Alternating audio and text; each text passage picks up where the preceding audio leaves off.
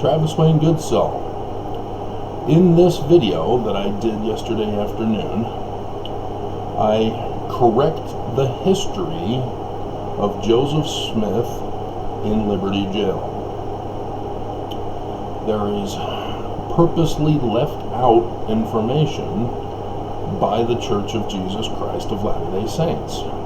They do not want us to know the truth about Joseph Smith. And so I not only correct the history, I take you into new documentation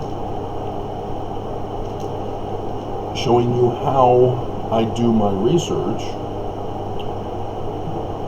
As you must know, as I point out, I've already done a lot of prerequisite research. So there's a lot of information I already knew and referred to.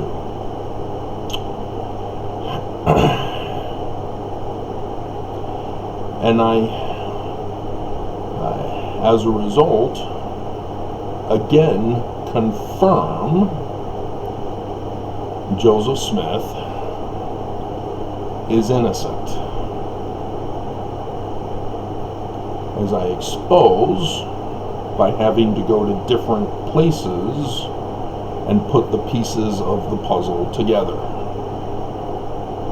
because the church doesn't want the correct information known. And you may think, well, why? Joseph Smith is our founder. Of course he's the good guy, Travis.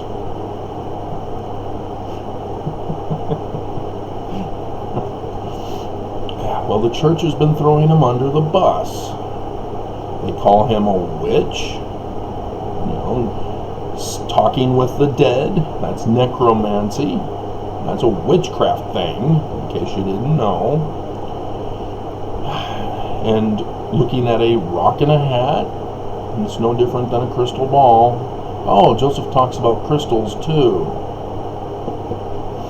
No. Witchcraft, as well as crimes. The church has no problem saying Joseph Smith was the founder of polygamy. They got CNN to promote the incorrect information about Joseph Smith having Section 132 in the 1835 Doctrine and Covenants. That is all incorrect. And so, you may have heard President Russell M. Nelson use the word perils and said, in the coming days ahead. And I've already done videos where I deduced that it had to do with federal investigations on the church. Not just the whistleblower and James Huntsman, but actual federal investigations. See, not civil cases, which is what James Huntsman's was. It won't produce a federal investigation unless his lawyers took my email seriously.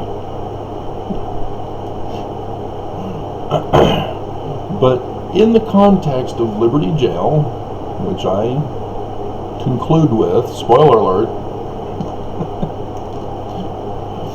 Nelson is referring to Section 122 for the Liberty Jail letter, where Joseph Smith has to deal with traitors within the church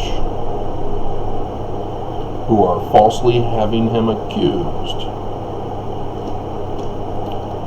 Nelson refers to that at the pulpit of conference as if he's being falsely accused by traitors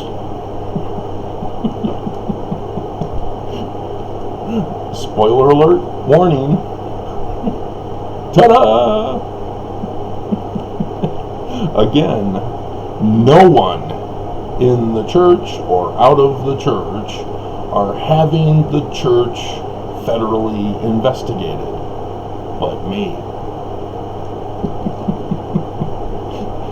President Russell M. Nelson, leader of the Church of Jesus Christ of Latter-day Saints, was referring to me. There was speculation about Jeremy Reynolds being referred to in conference way back when by one of the apostles, and he milked it to try to get more views and attention to his CES letter. I got called a traitor, and thus why I also did that little picture thing of all the 15 prophets doing the penalty oath, the covenant path. Yep, there's a reason why Russell M. Nelson is hinge-pointing away from Joseph's religion and obviously Brigham's, because the United States won't let them bring that back, but Nelson's still trying, changing the law of chastity to allow for polygamy again. As Nelson is rallying other government leaders, paid off Oklahoma for opening up the temple again, they're pushing to convert or recruit through the pyramid scam, because tithing is a protection racket and you need to be contacting the FBI for federal investigations. Remember? Nelson said we have to make Nelson a prophet. So make Nelson a prophet and report him to the FBI for federal investigation for crime. Protection racket is a crime. Tithing is not a membership fee, it is not a donation. It is a forced requirement, protection racket. And so everything that the church does is likewise a federal crime. And thus, missionary recruitment is the pyramid scam, where you recruit to have people pay money to the top of the pyramid. The multi-level marketing.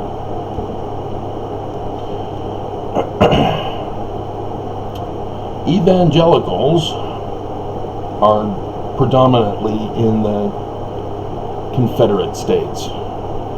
Isn't that great? So what Nelson is doing by trying to do a recruitment blitz for evangelicals is to bring back the old gang again. As yes, I am correct, Nelson called for arms of Mormons to defend the church because of the federal investigations. The church is anti-government, they're a terrorist organization, and they're a criminal organization. It wouldn't surprise me at all if Bannon, who was refusing to got voted for being in contempt of Congress yesterday. Bannon has been linked to the little black book of members of the secret combination in America who are anti-government, purposely destroying America, overturning the Constitution. They have psychologists, they have medical doctors, they have evangelicals, all working, as Bannon has come out and confessed, to destroy America. He's a Leninist. And the church is directly connected with Skousen as the member. Remember that video? And the church leaders, Oaks, directly affiliated with members You know, that whole religious freedom movement? Oops! Yeah, the Church of Jesus Christ is still the same old gang. And they're still using the same tactics. Because Liberty Jail is about election fraud and violent coup. Go figure. They've got nothing creative, nothing new in their playbook of evil. Just bizarre. Why is evil so predictable? So, yes. That's what Nelson's referring to. They are not the good guys. Joseph is. I support Joseph. I always have.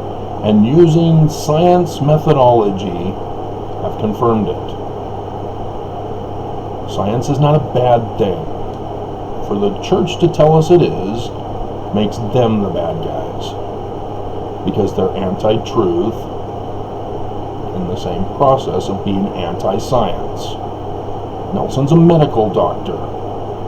Oh, but he's telling us to wear masks and get vaccinated, Travis. How long after it began?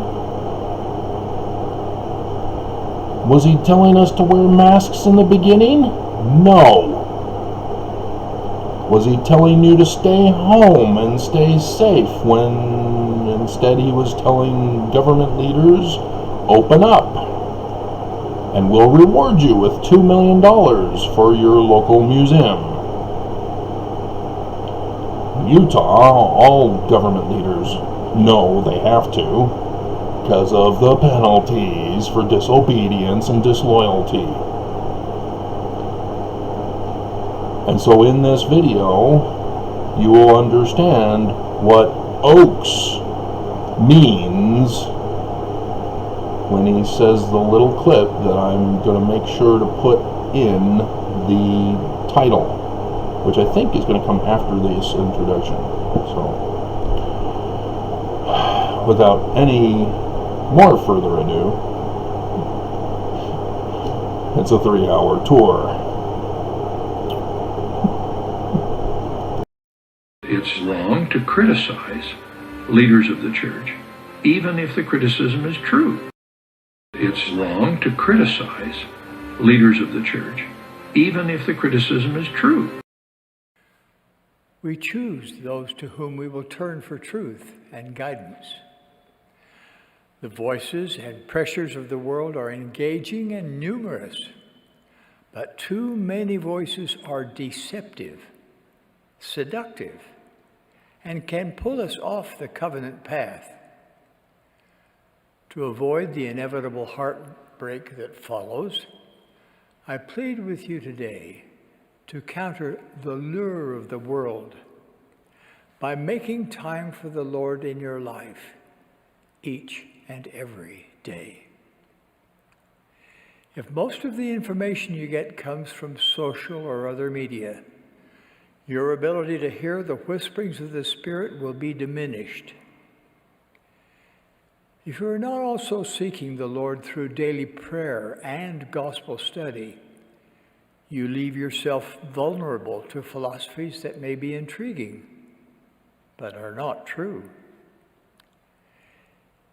Even saints who are otherwise faithful can be derailed by the steady beat of Babylon's band. Unprecedented times call for unprecedented measures. My dear brothers and sisters, these are the latter days.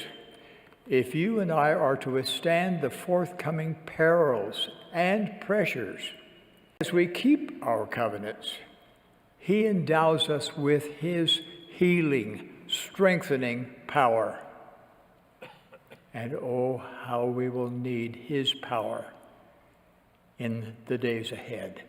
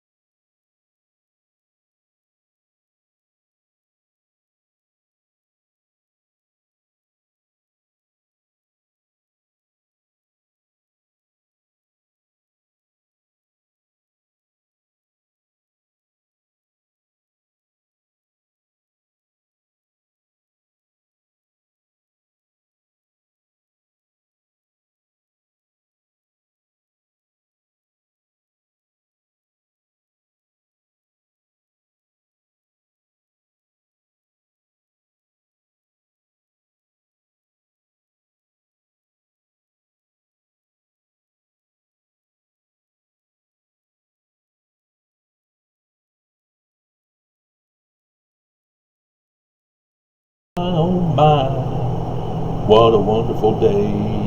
Travis Wingetsaw. Well, I was intending to do just a regular, quick, 3-hour video.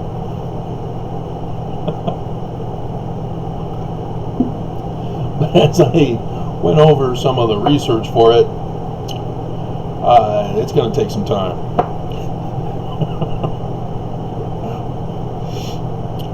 It was going to be about how Joseph is a little whiny baby about Liberty Jail, as I've suffered far greater than he has.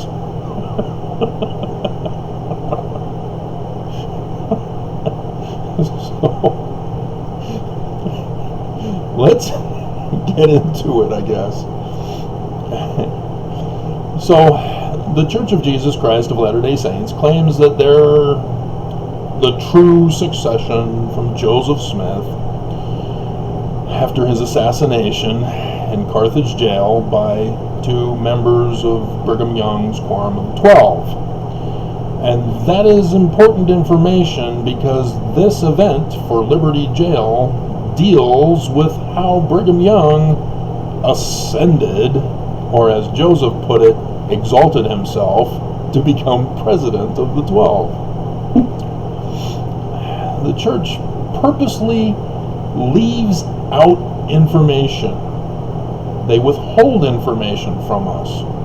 They tell us their version of the story and minimize what actually happened. And there's a reason. And it's not going to be good for those who are Brigham Young loyalists.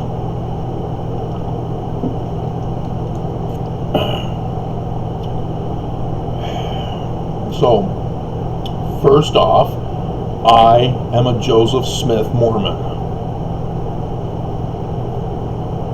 That needs to be understood. When I first moved to Utah in 1996 of August, right around the time this all happened, way back when, in 1838, I was told by another member, sort of welcoming me into Utah, saying that there's all different kinds of Mormons here. You got your Joseph Smith Mormons, you got your Brigham Young Mormons, you got your branch-offs of Joseph Smith and Brigham Young. And you've got variations in all of those. And, okay, clueless about church history because the church won't tell us. In Sunday school and the scriptures, they purposely withhold information. This last conference, there were several references to Liberty Jail with Joseph Smith. One of them was by President Russell M. Nelson when he used the word perils. That was what this video was intending to be at the beginning. But now I see I need to actually correct the historical record for this period of time, just like I've had to correct the record for everything in church history.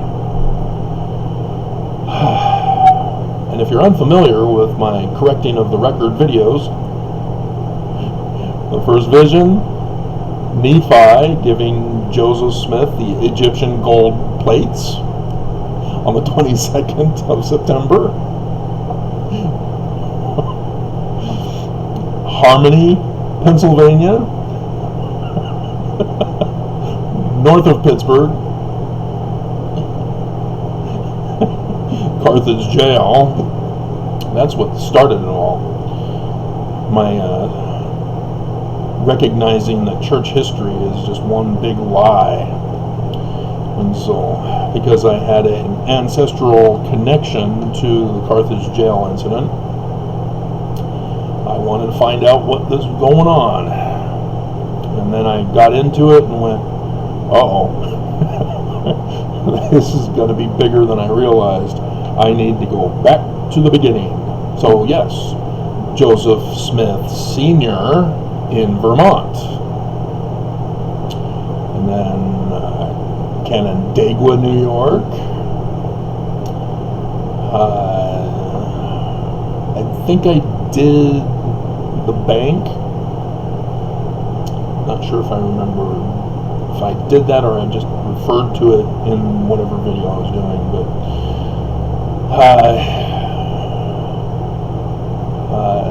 Thomas B. Marsh will be reviewing that one here in this one, because Brigham Young exalted himself.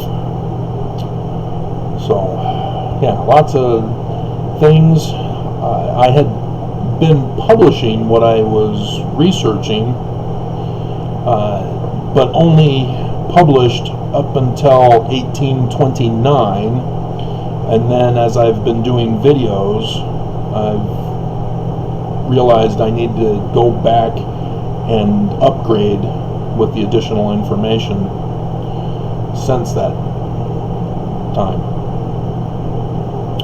So it blows my mind, as I wanted to talk about how what Joseph Smith went through, I'm going through because of the Church of Jesus Christ of Latter-day Saints, who claim Joseph Smith is the founder. Like I said, I'm a Joseph Smith Mormon. I approached President Gordon B. Hinckley with scientific confirmation that Joseph Smith is a translator of Paleo-Hebrew from the King Follett Discourse. And all hell broke loose. All of a sudden, I'm the bad guy, I'm the enemy, I'm the Korahor, I'm the apostate, etc., etc., etc. For saying, hey, Joseph Smith, A-OK. So what's going on? Well, this is what I have referred to in numerous videos as the leadership crisis. This is when all hell break loose for Joseph. There's a Wikipedia page, as we as researchers in our own religion have to know what to research and how to research, because the church purposely puts misinformation on the internet. Despite the pure knowledge of the church by Nelson, yes, I still pay attention, and there's a reason why, and it's because of this incident. And also, we're in the latter days, as Nelson finally confessed to, as I've been telling you for 5 years now, we're here, it's now. That's actually a number... Was it on TWG or Travis Wayne Goodsell?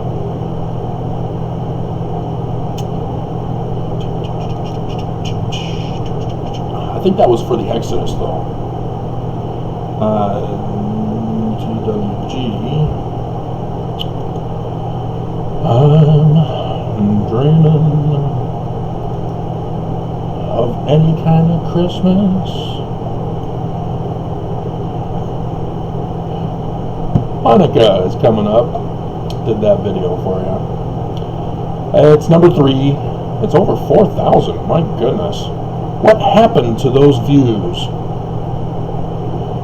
Let's see. LDS Last Days Exodus has begun. Okay, so that's... the list and order of all LDS Mormon Church Last Days signs in heaven is over 5.2K. Huh.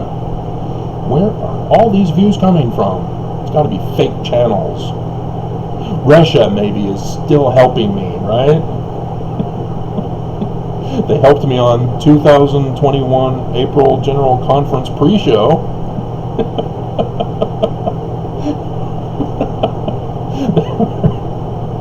They were a little late on that one, but nonetheless, they showed up.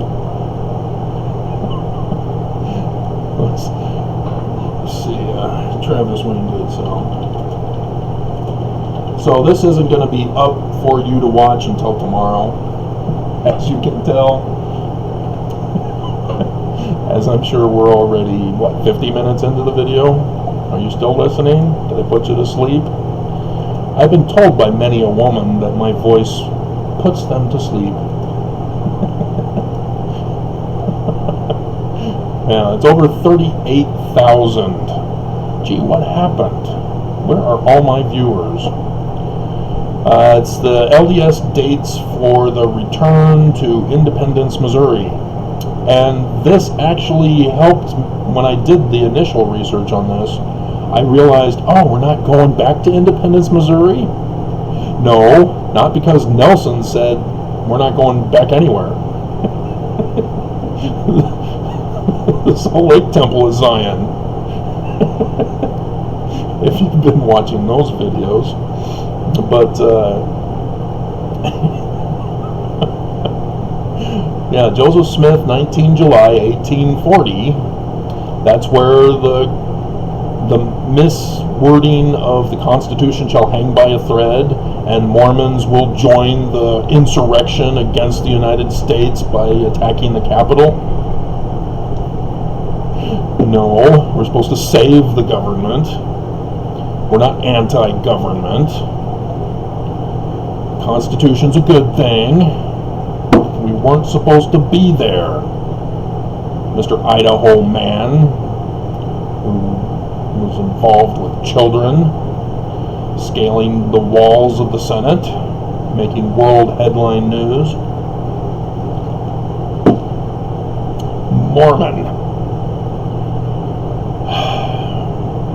So, there's the Wikipedia page, Joseph Smith and the Criminal Justice System.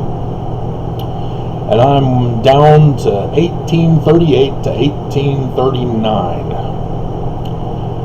And it claims, and it's wrong, this is part of the misinformation that's been put in here. It says on August 8th,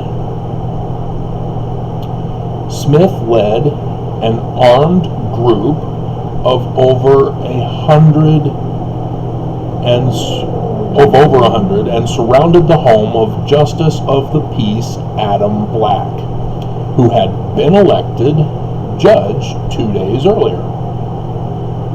William P. Peniston gave a sworn statement about the events. So this is hearsay? Really? Is this why they're allowing this in here?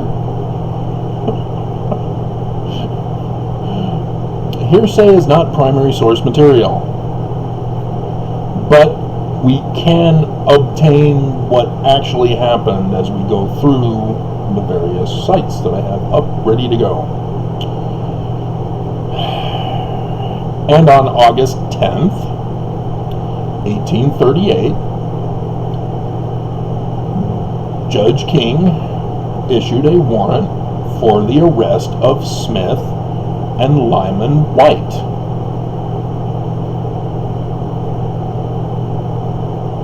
Lyman White. But Smith led an armed group. Why Lyman White? What did he have to do with it? There were over 100. What about those other 98? Over 98. So I guess we can still say over 100. What's going on? Remember, hearsay. On August 28th, Judge Black gave his own sworn statement of the events. A little more prestigious, but nonetheless still hearsay, because he's a sworn judge to uphold the law, and he swears an oath, and all that to tell the truth. Whereas William P. Peniston is just a regular commoner. Nonetheless, Sheriff Morgan attempted to arrest White. Why not Joseph? He's the leader of the church. He's the leader of this armed group of over 100. Why White? But arrived at White's home only to find White, pay attention, remember, Smith led an armed group of over 100, and they go to White's home. But arrived at White's home only to find White was protected by an armed force of about 100 men. Why isn't Joseph protected by 100 men? He's the leader of the church. Why are they even going to White's home in the first place with the 100 men? What's going on? Who led this armed group?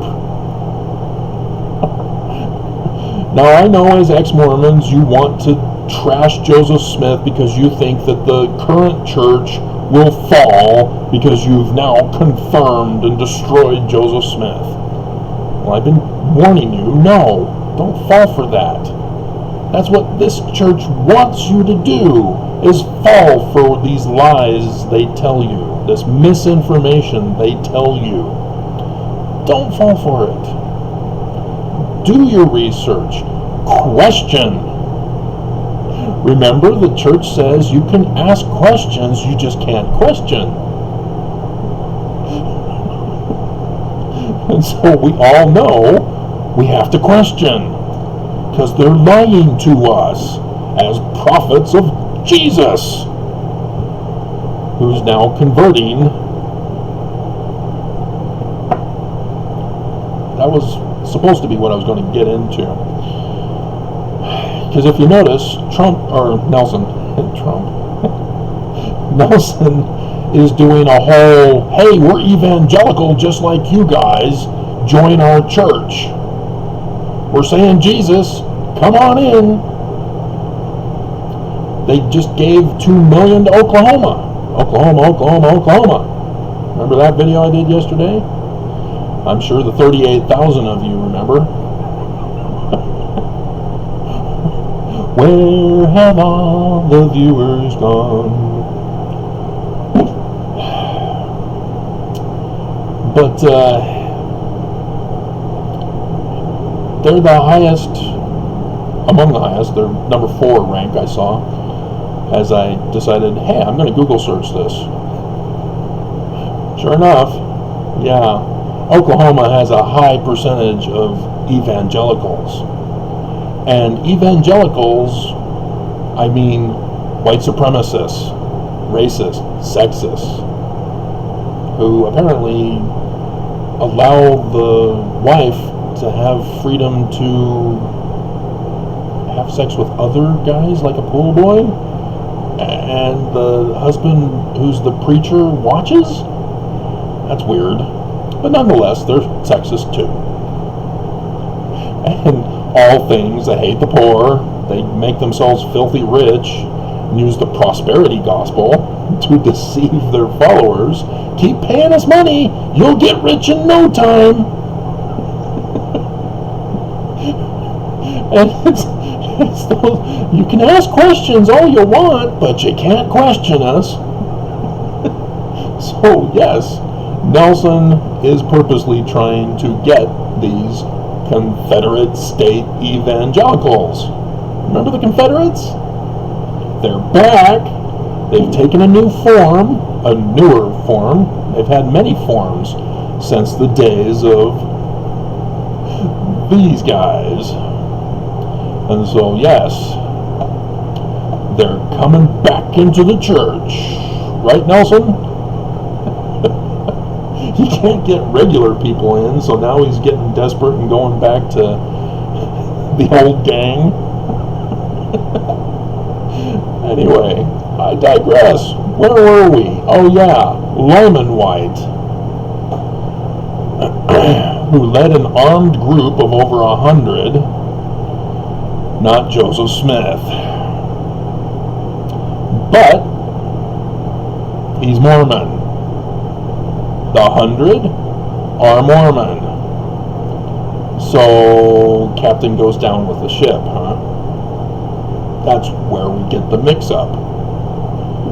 Is everybody outside the church who's being persecuted by Mormons, like ex-Mormons, blame Joseph when he had nothing to do with any of it. Not polygamy, not murder, not the Mormon War, which we're about to get into, etc.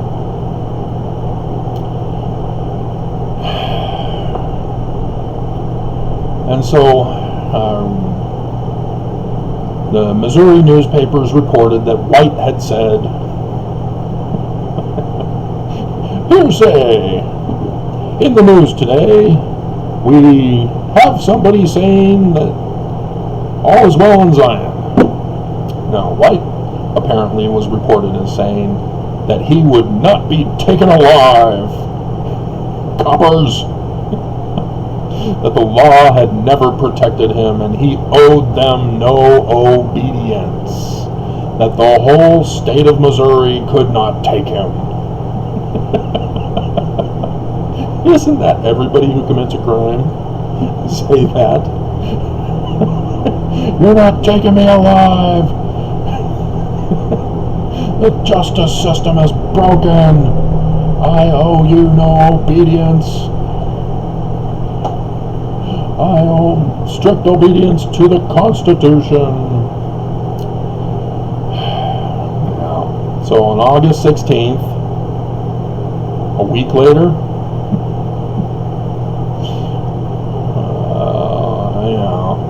Sheriff William Morgan of Davies County. Well, now we know where this was all taking place. Davies County. Lyman White's home is in Davies County.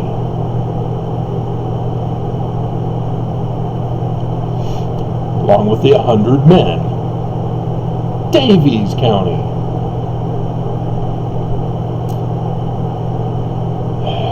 Accompanied by Judge Warren, traveled. Why would they need to travel? To far west Missouri in Caldwell County. What?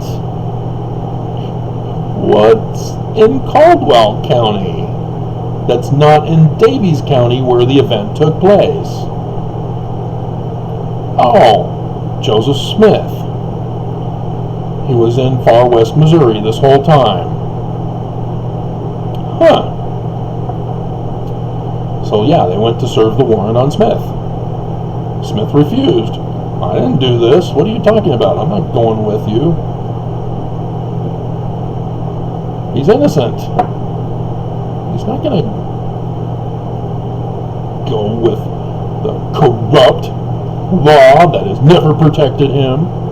He owed them no obedience. They're not going to take him alive. The whole state of Missouri could not take him.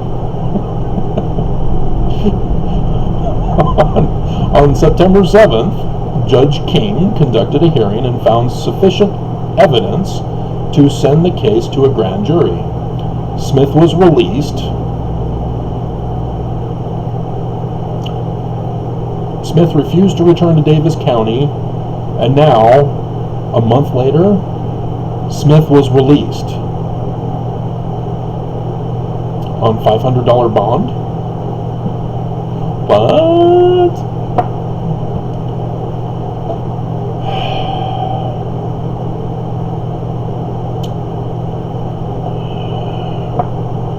why can't we have this fixed, Wikipedia?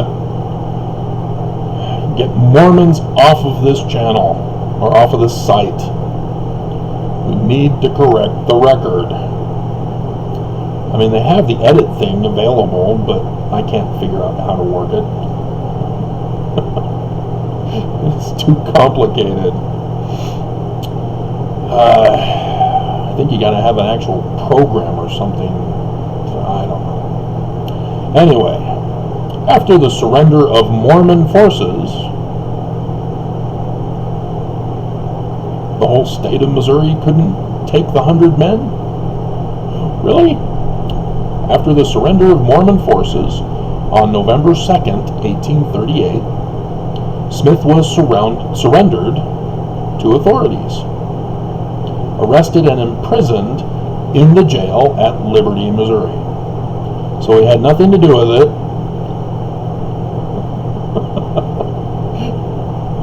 And yet, there's bombshell coming. On November 12, 1838, Judge King found probable cause to believe that Joseph Smith Jr., Lyman White, some guy with the name Hiram Smith, spelled Hiram,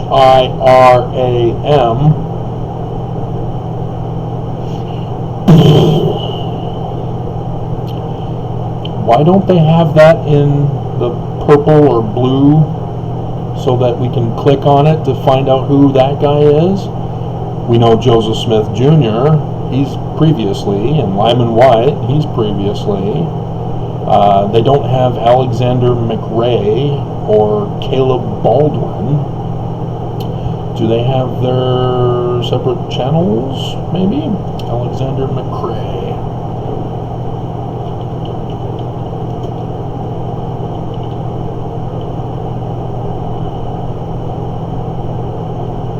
Spell that right? McRae, yeah. Okay, apparently he's got a LinkedIn channel. He's the vice president and COO.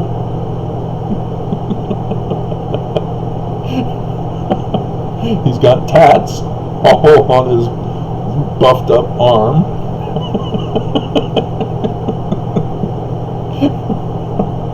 No, it doesn't look like they have him. They have Sid McRae.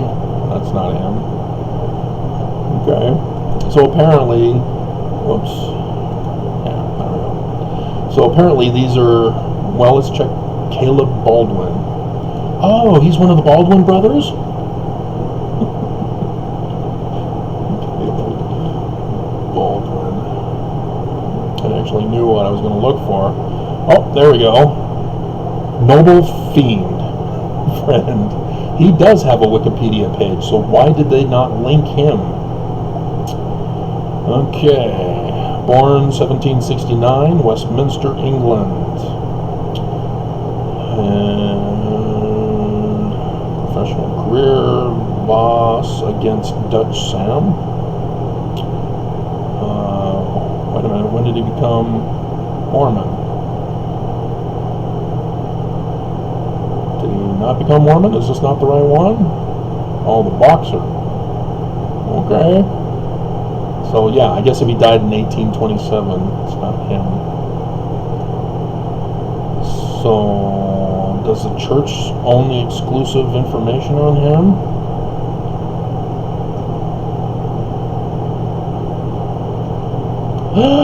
Oh, Glenn Rawson, you naughty boy. He put Hiram with the incorrect spelling. But at least other people do recognize it. I am surprised. So, yeah, there's no Wikipedia page for him, but the church has talked about him. But yes, Hiram Smith is the legal name from his birth certificate. Hiram. Why then do we spell it Hyrum? I wonder if it has anything to do with 1826 and Canandaigua, New York, that I've been telling you guys all about. Yes, it does. Let's see. So the judge said there's probable cause. I have a spiritual witness that tells me you're guilty of overt acts of treason in Davies County. Where is Joseph? In far west Missouri, Caldwell County, not Davies County. So where do you think Hiram Smith was? Exactly. Also with his brother. And so these Lyman White, Alexander McRae, and Caleb Baldwin, he's not a friend, he is a fiend. Those three are the actual guys involved. But because Hiram and Joseph were leaders of the church, they got dragged into it. And so, nonetheless, Lyman goes down, but he takes Joseph with him. And so Smith and other Mormons continued to be held at Liberty Jail.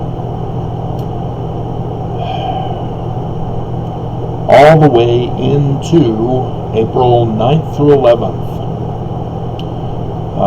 But he was indicted by the grand jury on the charge of treason from hearsay. Yeah, my spiritual witness says that sounds about right. On 16th of April, 1839, Smith and his companions were permitted to escape custody while being escorted to Boone County. Yeah, I see a lot of those kinds of things watching 24. I'm in season 8 right now, and yeah, we had several of escaping custodies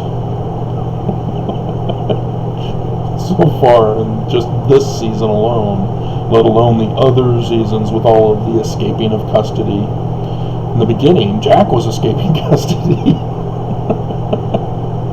Smith fled across the border to Illinois, the land of the original future Zion that nobody knows is supposed to be. Missouri would spend several years attempting to apprehend and extradite Smith. Really? Would they? Why is there no footnote reference to that? That's a little vague. Seems like it needs to be stricken from the record. And so, yeah. Joseph does get back to where the church is, church headquarters, which I think is actually Nauvoo at this time. It's right there on the border. I don't know why they can't get them.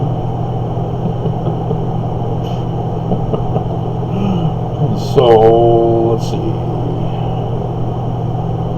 Okay, so Thomas B. Marsh, Samson Havard. So I think we got to go to 1838 Mormon War. Alright, so what the deal is with this Mormon War? August 6th, 1838. A date which shall live in infamy in my life for multiple reasons, like 9/11 for America and the Mormon Church.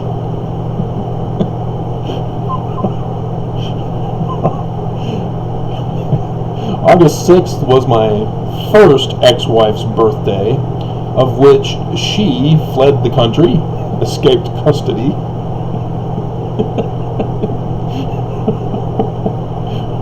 by our bishop, Lester the Child Molester Nielsen, who thought it was funny to expose himself to little kids and then tell other people about it.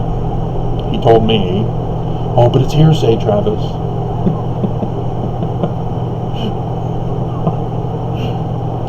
Nonetheless, he cursed me and helped her flee. The church paid for her lifestyle with our kids, which she called her kids. She said her kids will not learn Hebrew. So yes, I just deciphered Paleo-Hebrew to show Joseph Smith is A-okay. Wanted nothing to do with it. Neither did the church. And so, yeah, she fled to Canada, where apparently you don't need the other party to attend the divorce court. And so I get this thing in the mail saying, hey, you're divorced officially on August 6th. Isn't that great? And there's more to say on that, as when I tried to get married a second time. Well, I did, but it failed too. But in there with the bishop, and I am told that the bishop received a letter from her, and he read the letter to me about how she's glad that I'm moving on with my life.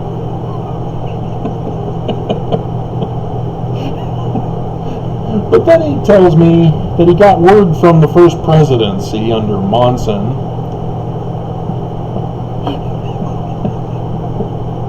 saying, we're concerned. She sent us a letter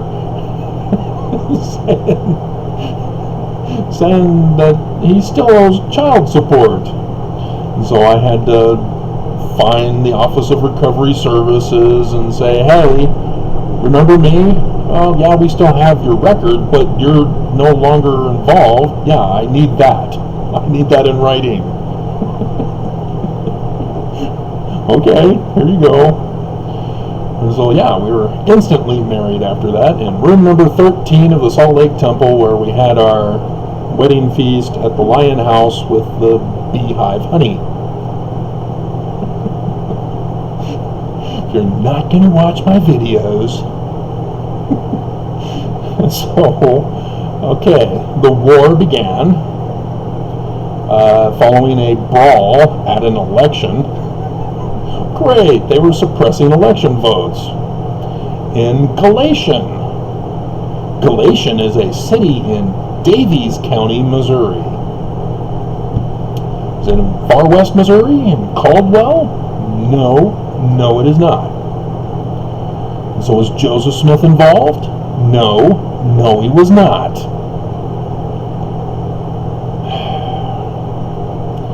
So it resulted in increased organized violence.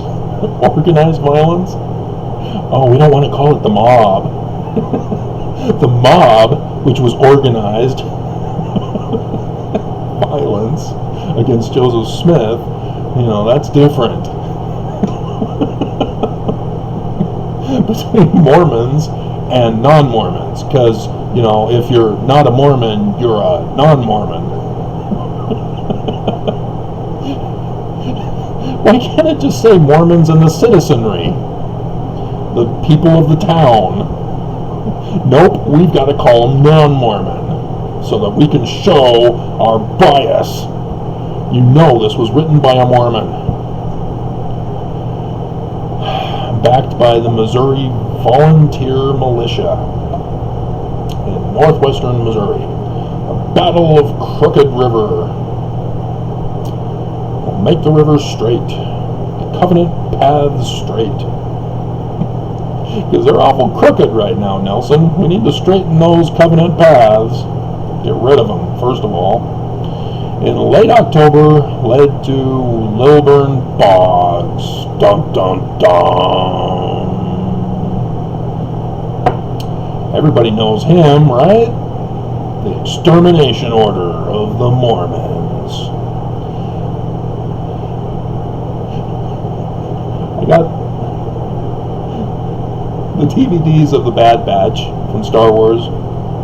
And of course, the first one is where Order 69, 66, 64?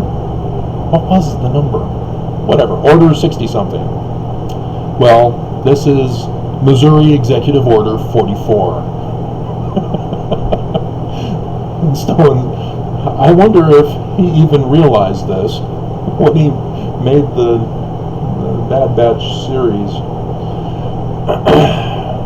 And I think it actually comes from the movie too. But yeah, isn't that interesting? That would have been even cooler if he used 44 in the movie, in the series. Ordering Mormons to leave Missouri or be killed. The only good Mormon is a dead Mormon. And those illogical things. And so yes, on November 1st,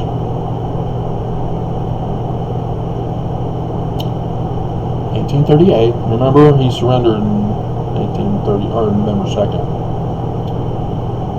Smith surrendered at Far West, and then the next day, Davies. The church's headquarters. Was charged for treason. Apparently, for voter tampering is what I'm guessing. They're not actually telling us. I guess we got to go down to the election day battle at Gallatin.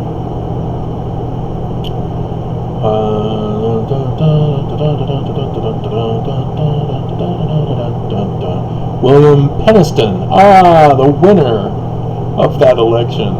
Now we understand why he was the one who, so he was a state legislator. Got it. See, you got to put all the pieces from different sources together. Because they didn't say William Peniston was the winning candidate in the election day battle at Gallatin. I had to find out by going to the 1838 Mormon War. This is so frustrating. And they won't link you back and forth, at least. Like Hiram. How many of you knew that Hiram was originally spelled Hiram? Those of you who pay attention to the Tanners, I think they did an article about it, but I don't think they understood it.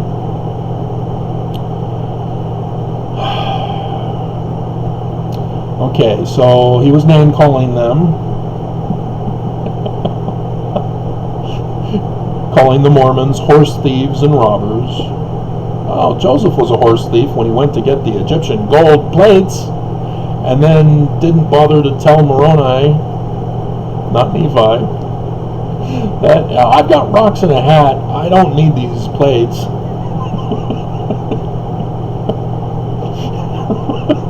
Are we sure he stole a horse? Are we sure he stole Hiram's little container thing that one of his direct descendants came and gave a talk in the older singles ward that I was at the Fort Union ward, right behind the firehouse, where he showed us it. Are you sure? Are you sure? But he warned them not to vote in the election. Wow. History's repeating itself with the same group.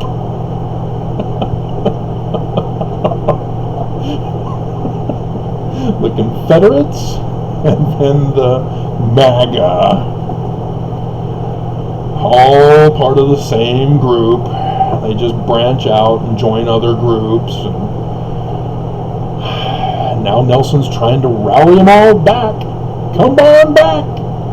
It's time. The latter days are here. The enemy of the people is us. Yeah, Brigham Young had in his original temple a covenant path of anti-government sentiment. Death to America. Isn't that great? I belong to the Church of Jesus Christ of Latter-day Saints. So, yeah, apparently Mormons were trying to vote against Peniston, and they live there. So why is Peniston not wanting them to vote?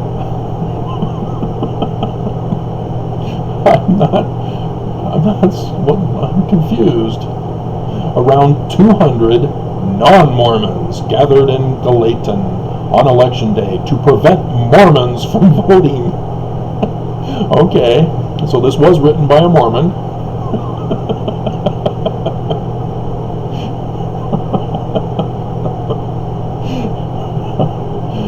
So yeah, Joseph Smith had nothing to do with this. I don't see him anywhere here. He's in far west Missouri.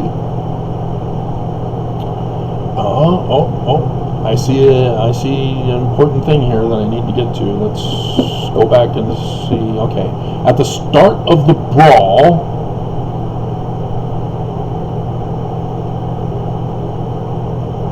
okay, Mormon John Butler, and I remember a butler in my mission in New York, let out a call. Oh yes, you Danites, here is a job for us.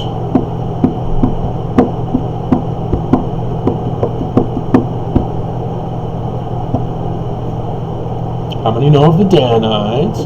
Oh, they're a hoax, like the Illuminati and the Scottish Rites Freemasons and the Confederates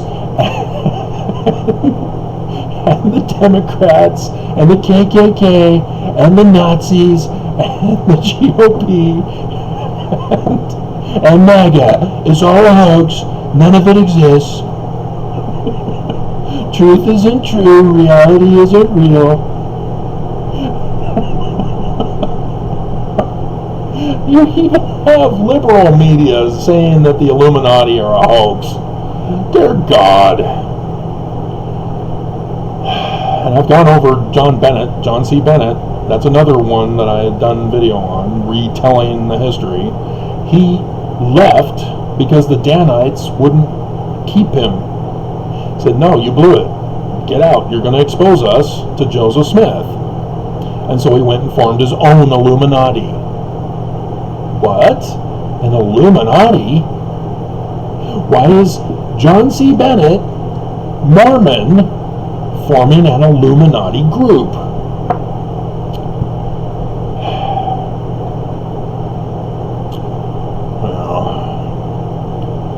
That rallied the 100+ Mormons, led by what was his name again? White.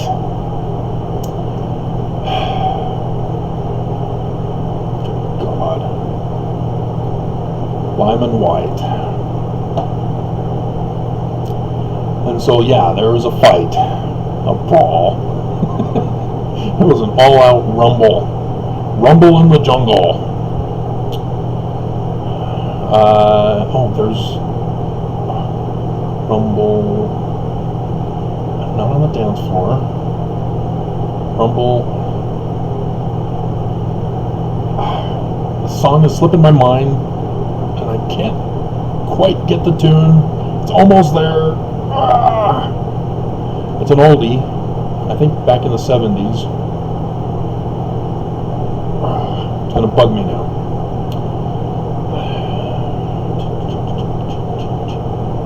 It's going to bug me. So yeah, they were basically, both parties were trying to rig the election, didn't want Peniston to win, but 200 came the 100 in this voting election scandal on August 6th. A day which has lived in infamy and has tortured and tormented me. Just because she didn't want her kids learning Hebrew, that shows Joseph Smith is a translator. You hear that, Nelson? Oh, you don't take translator, do you? None of you do, since Brigham. So yes, who are these Danites? Dun, dun, dun, dun, dun, dun. Kill all the saints they can find and drive them out of Daviess County. So is that why you went to far west, to bring more Mormons in to drive out? So yeah, here's the Lyman White. Okay, here we've got something. Okay, Judge Black. Okay, what time frame are we looking here? When Joseph Smith and volunteers rode to Adam on Diamond, to assess the situation, they were discovered there were no truths to the rumors. Yeah, Joseph Smith had found out about it, and people were telling him, oh no, we didn't do nothing, no, it was those non-Mormons. They started it. Yeah, I'm sure they would tell the truth to Joseph when they have this secret combination in his organization to overthrow it. But when the Mormons heard a rumor that Judge Adam Black, I have a rumor, gonna bug me on that other song, I almost had it, was gathering a mob. See, when others, it's a mob, but when the Mormons do it, it's an organized violence. And so it says, they throw in, including Joseph Smith. No, he's not there.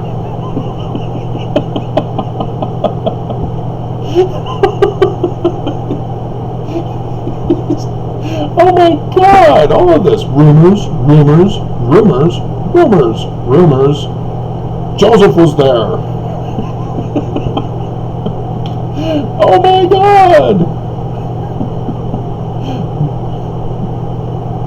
And so apparently, Black met with Smith.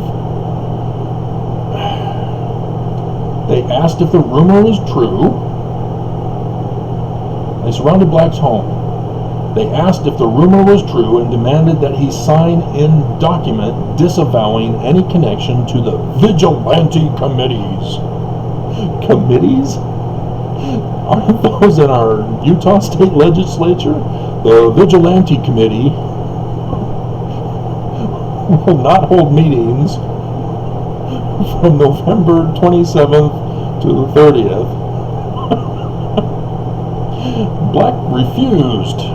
But after meeting with Smith, he wrote and signed a document stating that he is not attached to any mob, nor will attach himself to any such people. And so long as they, the Mormons, will not molest me, I will not molest them. Black later confirmed that he had felt threatened by the large number of hostile armed men. As they went to White's house, where the 100 men were, where Joseph was in far west Missouri. As we already see, he says he was under duress to sign the statement, claiming that he had met with Smith. Somebody was impersonating Joseph Smith. That's interesting.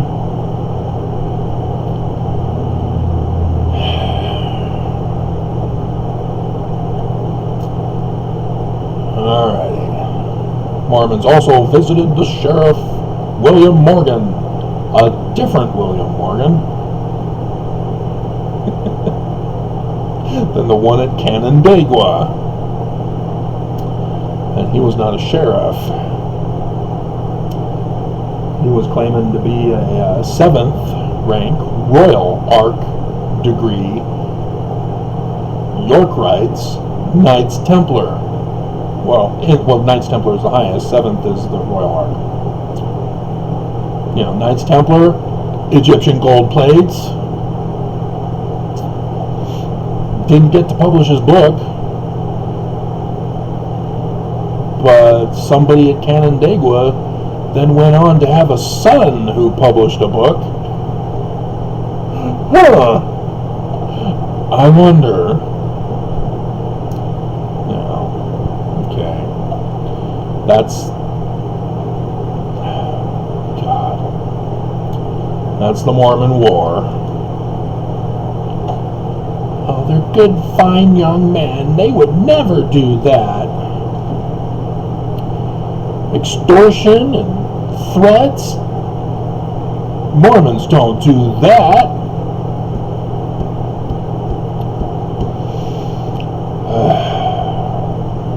What a nightmare it's been in Utah. They have not changed a bit. Alright, so Thomas B. Marsh. We're going to change the subject, but then tie it all in. In Missouri, some of the Latter-day Saints, led by Samson. He's got the P. The sun god, or sun king, does not have the P. You're not going to watch the video. You're not going to understand that it connects to the apostate temple, lion house, and beehive house with a wedding to a first wife. The second wife is the one who cuts his hair. He gets blinded, but he destroys the fake temple. Formed a society which became known as the Danites. Well, we already know it was before 1838 and the Mormon War on August 6th, because he's already calling out that other guy. What was his name again?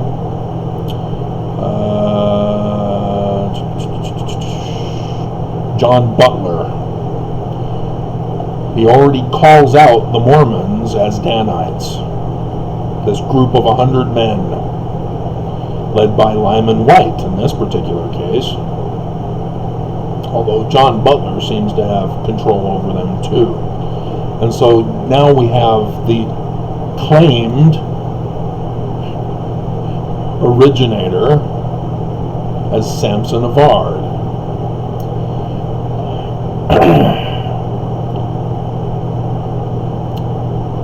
So before we get to Marsh, we now have to go to Samson of Ard and figure out who this guy is. So he's also a British convert from the Channel Islands and British Isles. Immigrant to the United States. He's a physician. So abortions?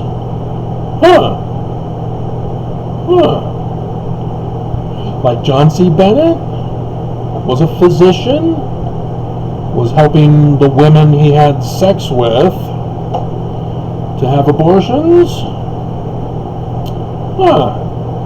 And John C. Bennett became an Illuminati. Here we have Samson of Ard, the founder of the Danites,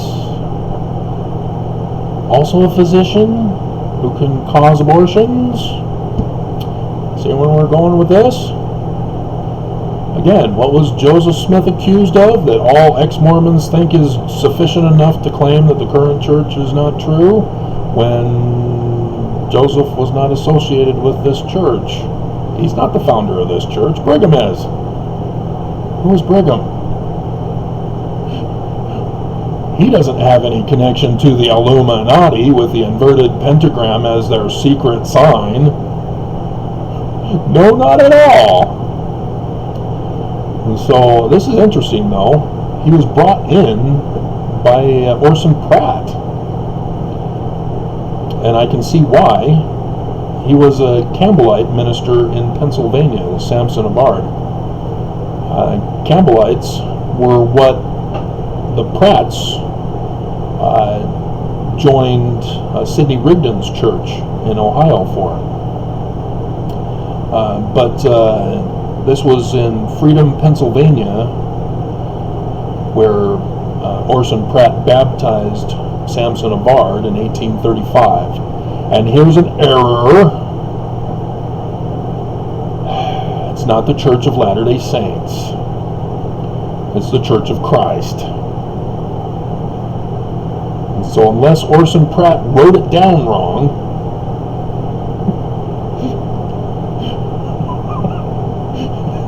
Maybe he was a part of a different church.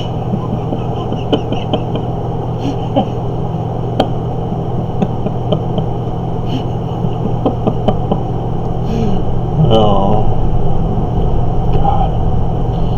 All right. But then Pratt went and ordained him an elder and leader of the local branch of the church. Oh, good thinking, Orson.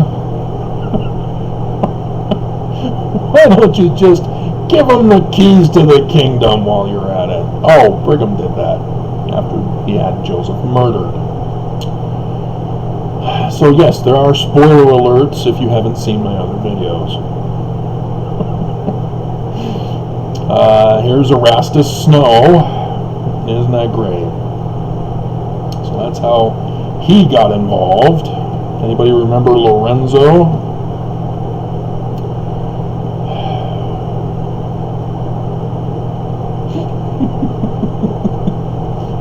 The windows of heaven are telling me that we need to get back to Brigham Young's protection racket through tithing. So that we can have rain down here in St. George. Did that video too, correcting that information. There was no talk where he talked to the people in St. George and said, hey, pay your tithing or you're going to be burned. And then rains came. Well, the rains came down and washed the fields out. And the year that the supposed claim was, but Erastus or Lorenzo Snow did not give any such talk. It was all just made up by the church. It's faith promoting, who cares if it's a lie?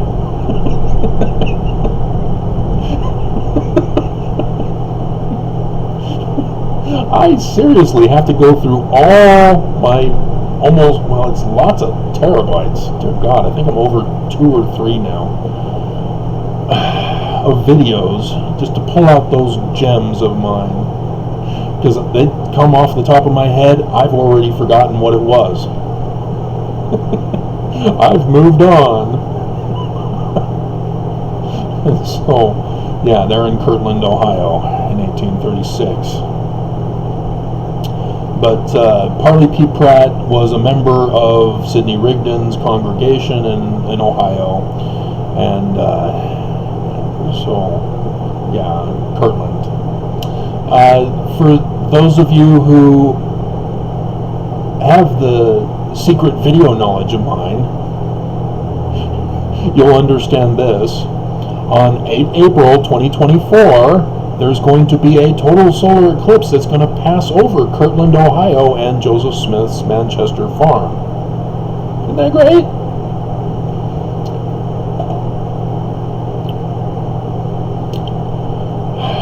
Has absolutely everything to do with the Knights Templar. And the latter days. And so, yeah, he was ordained a high priest in 1837, a year before. His position as high priest was also revoked that same year for unclear reasons. What? What? But yet, wait a minute. Because then in 1838, where he's now living in Far West, Missouri, he's in the church's high council. What's going on?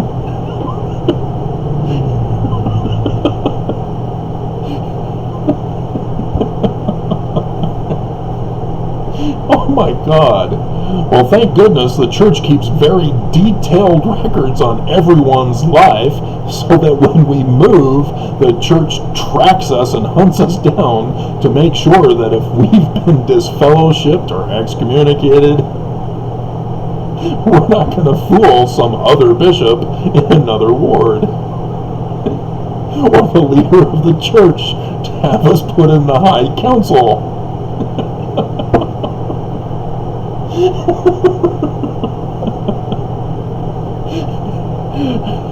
Thank goodness we've got church employees like my brother who can track me down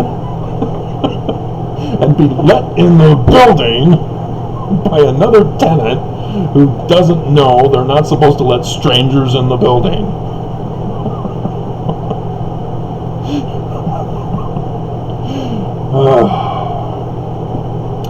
Yeah, I didn't answer the door.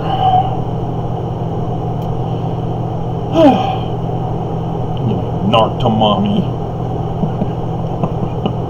Mommy, Travis didn't open the door for me. Alright, so here's some more corrections for you. You don't see that there needs to be a correction unless you hover over High Council. Because High Council, in Mormonism, a High Council is one of the several different governing bodies that have existed in the church hierarchy on many Latter-day Saint movement denominations. Most often, the term refers to a stake High Council in a local stake. And so, don't be confused. That's not what this was. This was the standing, presiding High Council. What? What's that? Exactly, because Brigham Young did away with it. Despite Avard being involved. Alpheus Cutler was also involved. He was looking for a sign in the heaven that Joseph told him to wait for before restoring his church. And he sort of jumped the gun. You had to wait for almost 150 years later for the actual sign in the heavens to begin the restoration of Joseph's church. I didn't give it away, did I?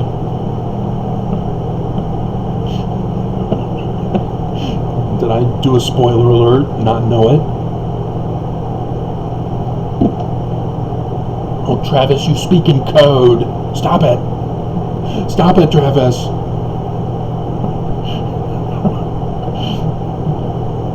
We don't understand, and therefore we're going to get angry at you and condemn you. Because the church is true. Nelson's a true living prophet.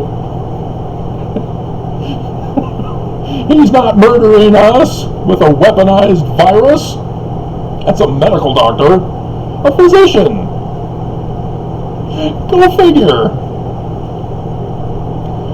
History keeps repeating itself.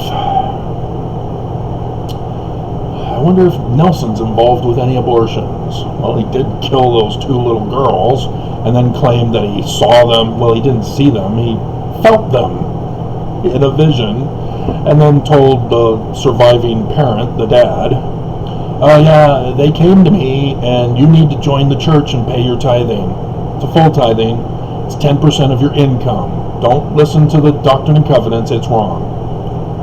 It's income. Pay a full tithe. There's a member of the 70 who came for one of our conferences, state conferences. He's from the islands, and he tells us his conversion story,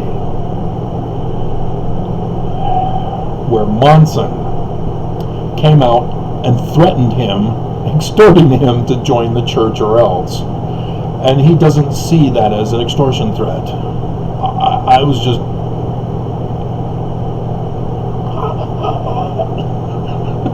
What?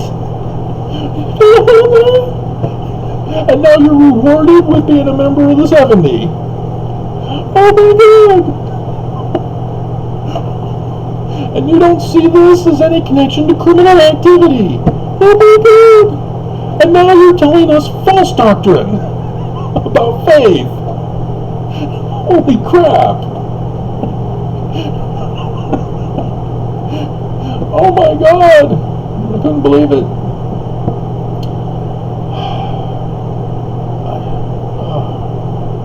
Assembly Hall.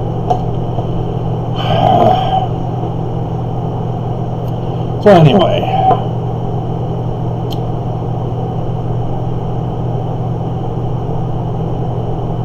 okay, under Danites, in 1838, while living in far west Missouri, the Danites were in Daviess County, not Caldwell. So apparently, now we understand that there were Danites spread throughout the church, and this vote in Daviess County was Mormons being gathered by the Danites to go to tamper with the election to keep that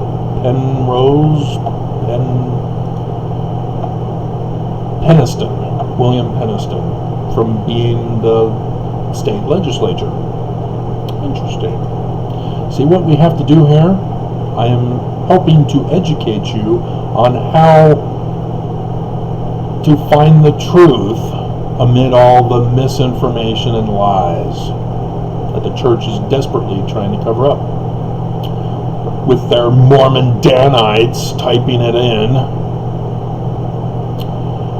And so Averd witnessed the heated conflict between the growing Mormon population and the established non-Mormon Missourians.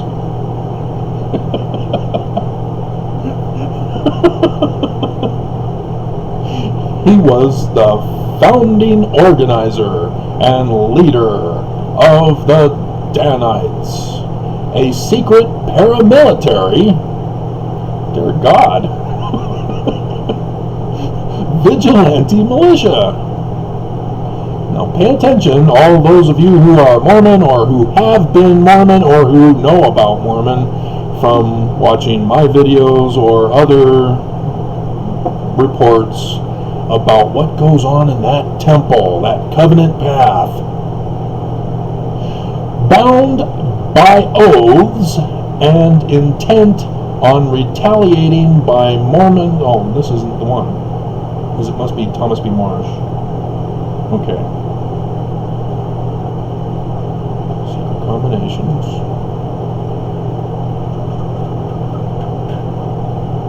Yeah, it's in Thomas B. Marsh's part. Okay, it's coming. So hold it. Hold that thought. They're bound by oaths. They're anti-government, obviously. And retaliating for Mormon injuries and losses. What injuries and losses? You're causing them. It remains unclear the extent to which Joseph Smith was aware or in favor of. He wasn't.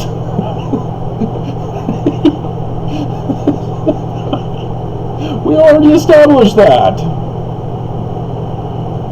But yeah, a Mormon is trying to apologize, to say, oh, I don't know, we don't know, so, we don't know. We do know Joseph is innocent, cut it out.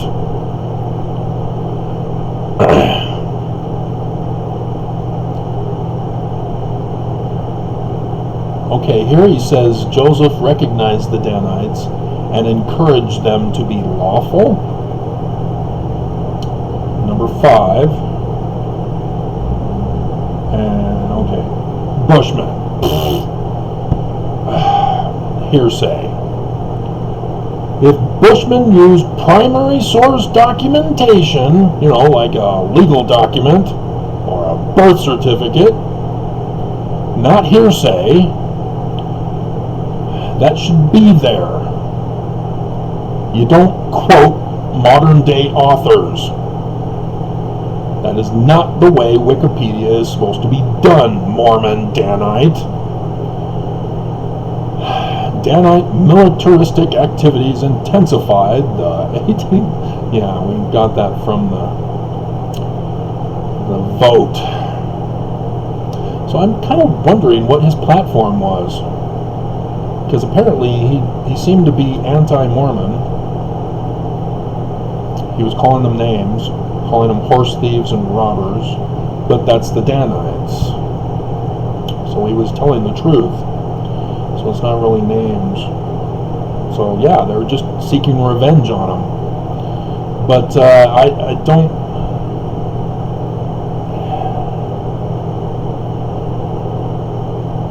Yeah, they're quoting Bushman for him being the founding organizer. No. Because someone else emerges to expose himself as the leader. And yes, spoiler alert, Brigham Young, with his bestest buddy, Heber C. Kimball. Alright. So, was practicing medicine in Illinois. Yep, 1850. Still practicing medicine. He never attempted to return to the Latter-day Saints. He got busted. Oh, wait a minute. Whoa.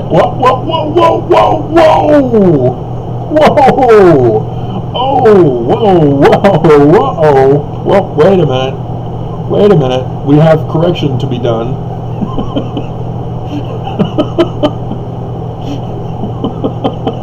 And they don't tell you what is wrong so that you would know. They tell you the lie instead and leave the rest general. Okay, here we go. Arrest and excommunication. Avard was the chief witness against Smith, testifying that Smith was the mastermind behind the Danites. Really?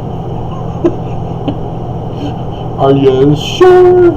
Sort of like forcing Judge Black to sign an affidavit saying that Smith told you to do this. Are you sure? Are you sure you're not covering for somebody else? Because we see that he is, by what comes after. Smith denounced the group. Oh, so I guess we know he's aware and was not approving of it. But that's the lie. Smith denounced the group as frauds and secret abominations. I'm sure he probably did, except for, we're quoting Bushman again. Bushman, where's the document? Give us the date of when Joseph Smith said the quote, frauds and secret abominations. Are you sure it didn't say combinations? Oh, that's in that Book of Mormon that came out after William Morgan failed to finish his book in Canandaigua, New York, where he was falsely arrested, but then helped to escape by a certain Master Mason in Canandaigua, New York, whose son then went on to publish a book of Egyptian gold plates, which he didn't need because he had rocks in a hat.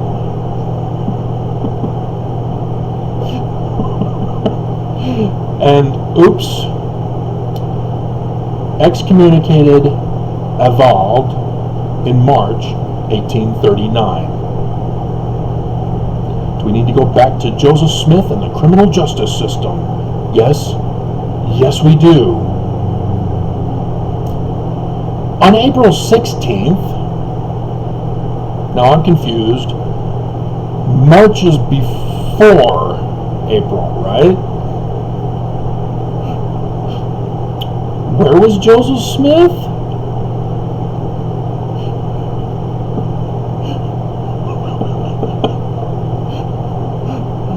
Where was Joseph Smith? On, let's see, where, Avard. In March, and I'll give you a spoiler alert, it was March 17th. My birthday. 1839. I'm pretty sure March is before April. So where was Joseph? Mormon, who is writing this, and Bushman, who he's quoting, where was Joseph in March 17th, 1839? Because Joseph Smith in the criminal justice system says he's in Liberty Jail. Who excommunicated him? Maybe it was the same person who excommunicated Thomas B. Marsh on the same day.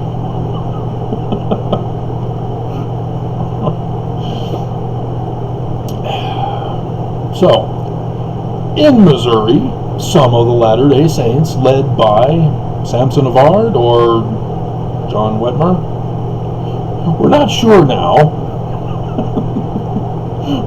formed a society which came to be known as the Danites. Are you sure it was Samson or John or Calvin, whatever his name was, or the other guy? Who? What? Danites? Judges? These guys are calling themselves the judges. Who? Are we sure? According to Marsh, hearsay, pay attention, here it is, here's the temple covenant path. These men, and the temple covenant path, by the way, was written by Brigham Young, not Joseph. Brigham. So here, pay attention. These men swore oaths, brought their right arm to the square, the palm forward, the fingers close together, and their thumb extended, with the penalty oaths before 1991, to support the heads of the church in all things that they say or do, whether right or wrong. Dallin H. Oaks was quoted in an interview, which was videotaped, so yes, it's legitimate. Not hearsay, of saying,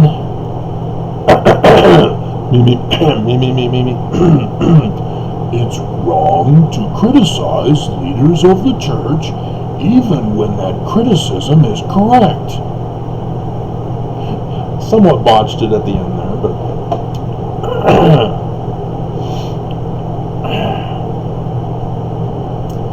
which covenant path is it? Pop quiz. Which one? Well, all of them.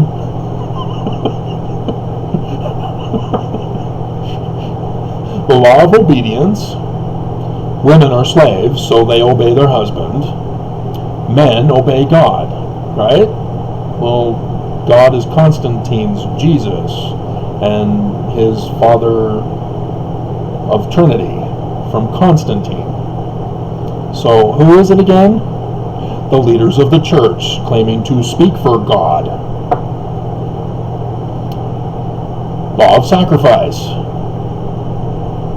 You have to kill yourselves to protect and defend the church and the leaders. Law of the gospel. No like-mindedness and evil speaking of the Lord's anointed. That's all Mormons, technically, but as Mormons have been deceived by the prophets, Mormons believe it's only the leaders of the church, whether right or wrong, even if that criticism is correct. And then chastity. Well, it was originally under Brigham Young, polygamy, but the United States destroyed the church. Shut it all down. It was non-existent. What? They never told us that. They said it was for freedom of religion. It was the tithing yard, technically. But after they restored the church, as the United States would not allow them to restore Brigham Young's criminal organization, they then decided to say, oh yeah, well, we're still from Joseph Smith. We're sort of through Brigham Young, but we're not his, and we're quantum leaping from Joseph to ours, but we're including Brigham as the succession line. Okay. Yeah, 1923. I know all of you, because a certain person who interviewed her gets hundreds of thousands of views. I remember in the days when I used to get 38,000.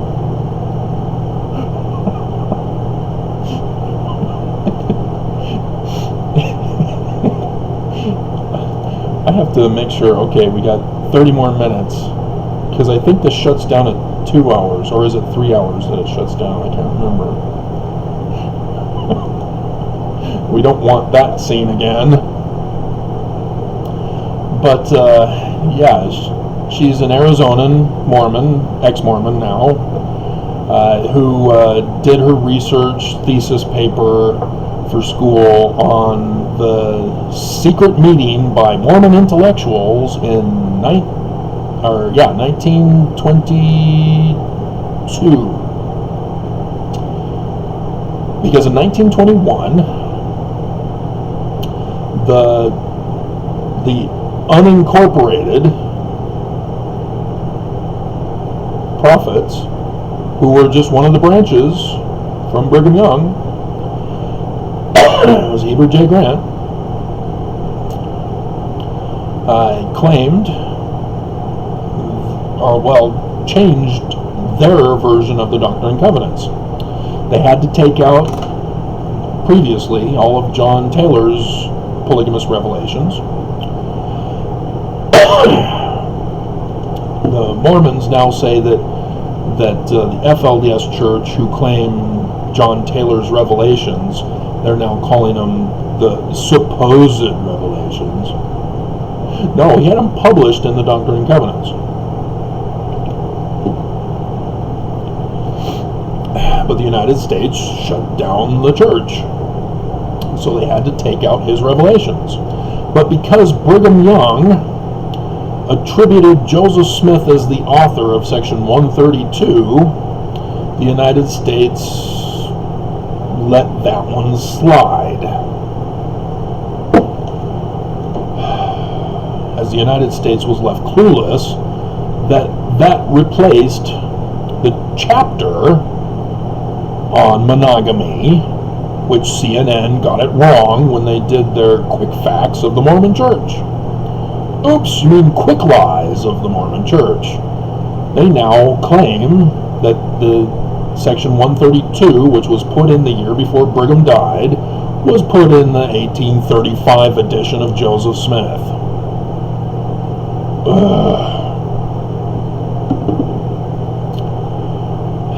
And Section 131, oh, that's right before 132. Oh, now we have the Joseph Smith papers by the one historian who's working on the Smith papers, who came out with a complete lie about the Nauvoo Temple and the restoration of the priesthood. No, it was Kirtland.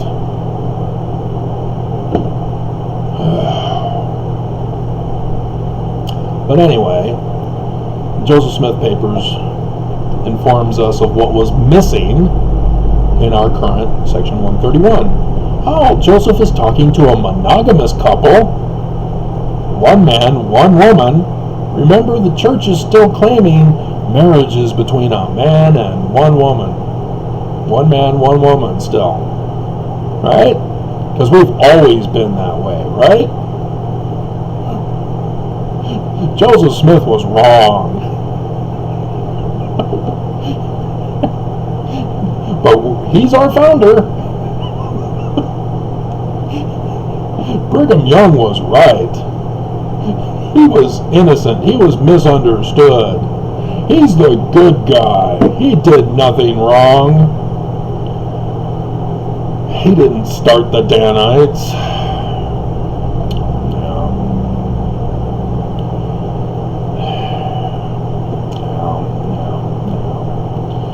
So, did I get out what I wanted to say on that? Or am I leaving you hanging? Travis, what? Finish. What? No, you're talking about this. So, yeah. That was 1921. And the doctrine of the Doctrine and Covenants was removed also. Lectures on faith. Oh, now we're evangelical. Faith means something different now. Spiritual witness instead of fruit.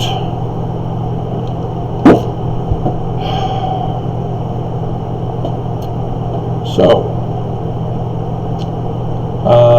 let's see. Yeah. Oh, and then the law of consecration. I remembered. Haven't completely forgotten. Everything goes to the church and kingdom. We're anti-government. That's what you mean by kingdom. And so what is Nelson doing? Buying up all the land of Utah and as many places around the world as he can, as Nelson is picking up the pace in these latter days now. What's going to happen? What's going to happen again? As history keeps repeating itself? We already had the voter fraud, trying to coup America with a false election, or a fight for a false election. It's amazing how they can't come up with anything new. Keep using the same old dirty tricks. Those dirty, rotten scoundrels. If you're not going to watch my other videos that I put out this morning, was it this morning or was it yesterday? Dear God. So, yeah. That's what these Danites were doing. They were anti-government. They were terrorists. They were criminals.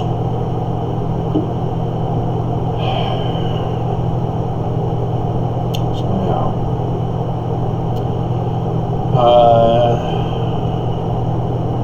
So,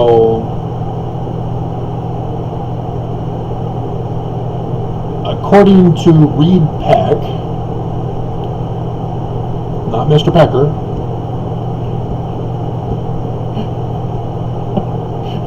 yes, it's true, Your Honor. This man has no... I'm going to get him a nice fruit basket. If you're not going to watch the movie Ghostbusters with Bill Murray in the mayor's office, tell him about the Twinkie. Back off, man. I'm a scientist. It's just classic.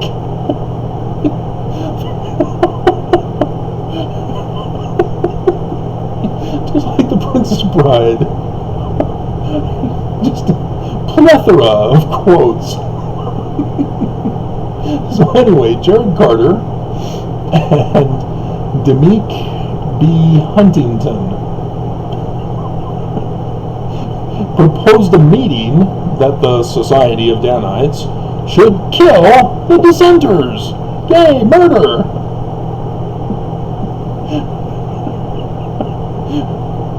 And so, yeah, Mormons aren't guilty of any of this. Not anti-government with Death to America covenants in the temple by Brigham Young. Not terrorists plotting to overthrow America. Not murderers. The Mountain Meadows Massacre, the school where the recent kills were. on 9/11 for Mountain Meadows. I wonder why they chose 9/11. Couldn't have anything to do with William Morgan, could it? If you're not going to look up William Morgan in Wikipedia, and it's under disappearance. And then Rigdon, clueless, gives his salt sermon as he's being fooled. He doesn't quite understand what's going on, and calls the dissenters, who are actually the ones who are calling the people dissenters, but he got mistaken. Because again, where is Joseph Smith during this? Why is Sidney Rigdon talking?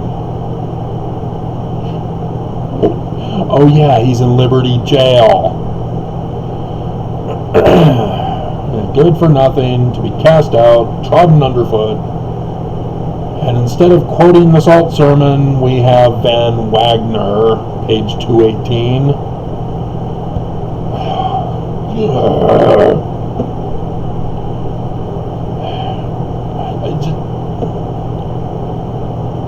Are you not even going to try to put primary source documents in here?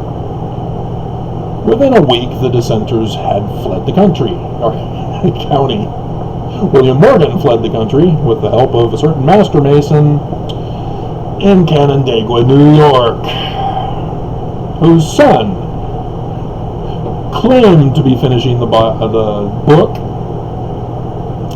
as he blew it in Harmony, Pennsylvania, north of Pittsburgh, and was then taken out of the picture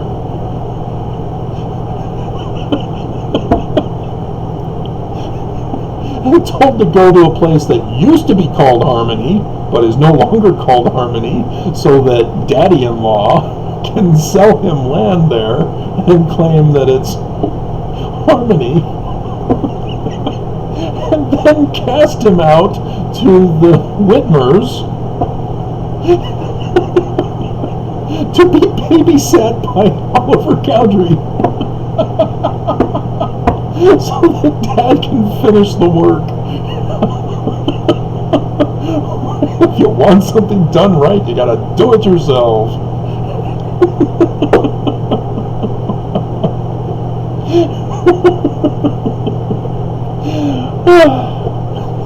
Priceless. So yes, that's another thing, the 116 pages.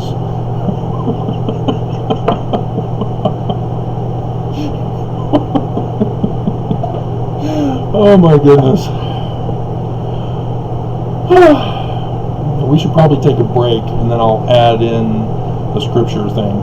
So yes, Marsh was excommunicated from the church on March 17th, 1839. By who?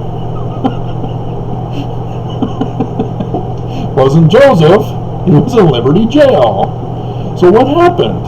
Yeah, well, Marsh found out about this Danite group and says, I want no part of this church. You know? And so, yeah. Now let's take a break. An hour and 38 minutes, 39 minutes. My goodness. And then we'll pick up. So, intermission. So it looks like I'm going to have to assemble this tomorrow also. But I did realize, oh, this is going to be the Wednesday video for the prophets. Yay! And again, if you're not watching my videos and you are clueless and you're still around, wow, I'm impressed. Yes, the prophets know all about me. Remember? I went to Gordon B. Hinckley and said, hey, Joseph, yay! Church true, right? Yeah, no. Apparently not. I'm wrong. Science is not right. I should have had my spiritual witness and asked a question rather than question.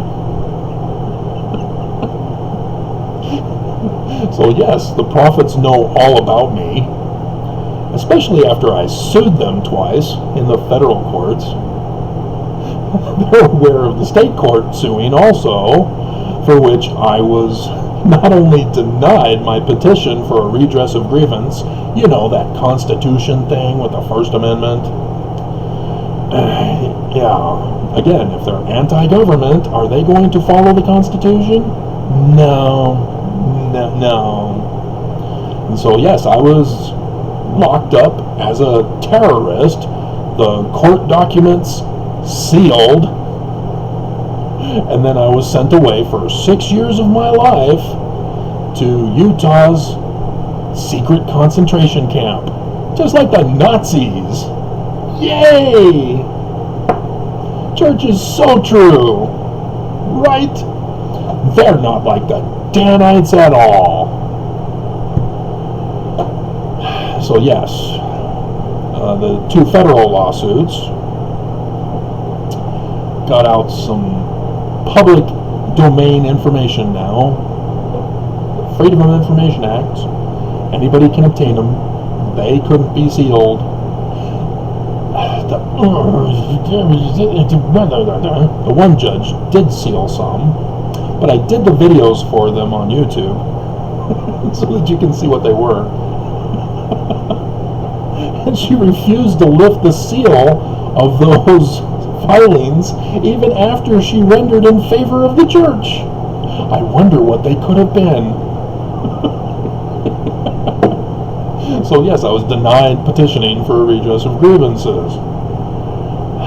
It's illegal. You're supposed to recuse yourself, like the one thing that you sealed told you to do. So, to sum up, August 6th, 1838, a day which shall live in infamy, because nobody knows about it until I'm telling you here. The Danites that had already existed were marshaled together to go to Daviess County and seek to overthrow an election, because the one state legislator running for office was well aware about the Danites and their crimes committed around the state. And so he was going to get in there and make laws to stop these Mormons. So the Danites then got called to action to go and tamper with the vote, which is a serious crime. You know, treason, sedition. One of the federal lawsuits, the second of the federal lawsuits, I used sedition, and that the magistrate judge who was supposed to review and then submit it to an actual judge instead sent it to Attorney General Barr. How do I know this? As I'm waiting, checking every day for, you know, the paperwork and the online thing saying it's been approved, this is the judge that's been assigned. Where is it? 2 weeks until that took place. Very unusual. William Barr gets up on that second weekend, and I found from clips of it that he was telling prosecutors that he was talking to use the Sedition Act against Black Lives Matter protesters. No, you missed the whole point. It's the church. What are you doing?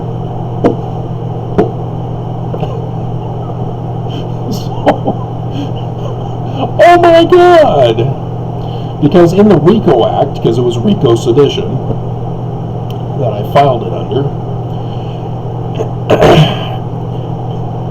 you're supposed to submit RICOs to the Attorney General.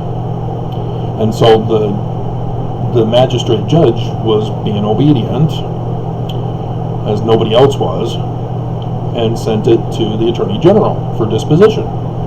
And then he's supposed to decide, and if he chooses to do criminal action, he will use the civil case that I had filed to gather information pertinent to his criminal investigation. Oops. And so I'm still waiting for the new Attorney General. He's sort of going into hiding, sort of letting people get away with their crimes. So, anyway. Yeah, the church knows and is well aware. And so they will have to spend some time on this video. They'll probably require one person to give them cliff notes of the video here. So, yeah, Marsh is excommunicated because he left. Sort of like my elders quorum president, when the bishop chased me out, said, "Stop publishing that Joseph Smith is a translator of Paleo-Hebrew and Egyptian. Why do you bother coming to church?" Nobody extorts me, especially church attendance. So yeah, I've never gone back. And then I get an email for breaking up. "Because you haven't been attending church." And he knew. I kept him in the loop with the stake president on all these emails. "Because you haven't been attending church, I'm releasing you as Elders Quorum Secretary." That was one of my 9 callings. The others, yeah, the bishop never bothered to release me officially.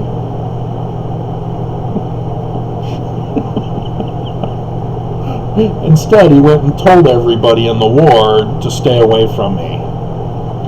"Oh, we don't shun people, Travis." That's what he told me in an email. And then he goes and shuns me and has the rest of the ward shun me. Dear God, what a hypocrite. What a Danite. Wouldn't you know it if he's a descendant of a Danite? Nielsen? Are there any Danites and Nielsen Danites? Or no.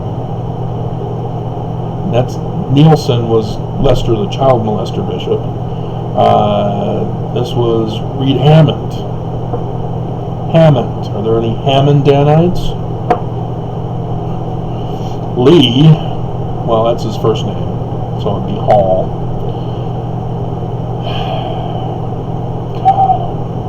Don't think so. Not with Hall, but definitely Hammond is a potential, as he's a paramilitary man. Had his son go out,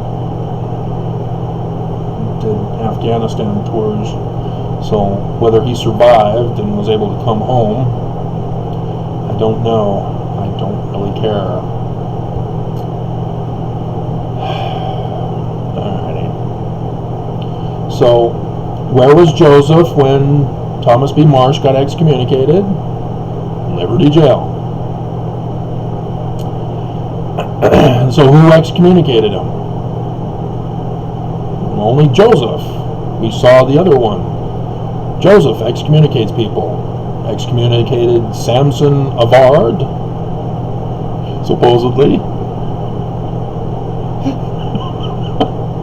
on 17th of March, 1839. And then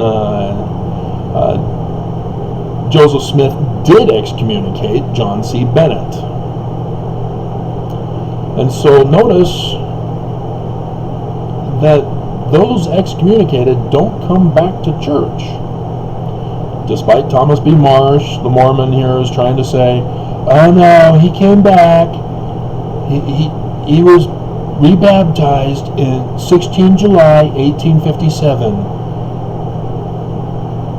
But may not have been fixed. May not have been real. No, it wasn't real. Because when did he die?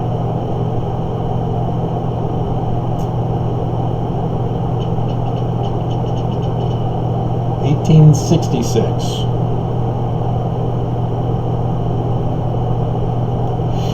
So 9 years earlier, he supposedly joins the church. And where did he join the church? Nebraska? Nebraska? What? Brigham Young called everybody to Salt Lake Valley. And then, as they've been staying there over time, then he started spreading out down to the land of Dixie. Oh, that Confederate place. Huh. I'm sure Confederates have nothing to do with the Danites. Nothing to do with the Illuminati or the Scottish Rites or the KKK or the Democrats pre-World War II, the Nazis, and then the GOP with what was his name? The Red Scare guy.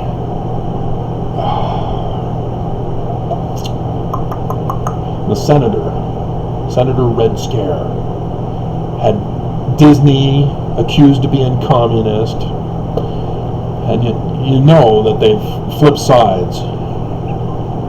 That Dems are no longer, or GOP is no longer, because he was GOP. He was not Democrat. Democrats used to be conservative.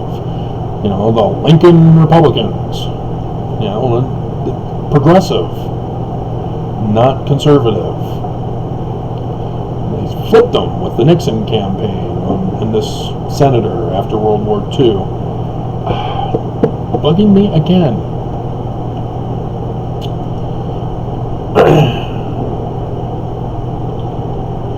Senator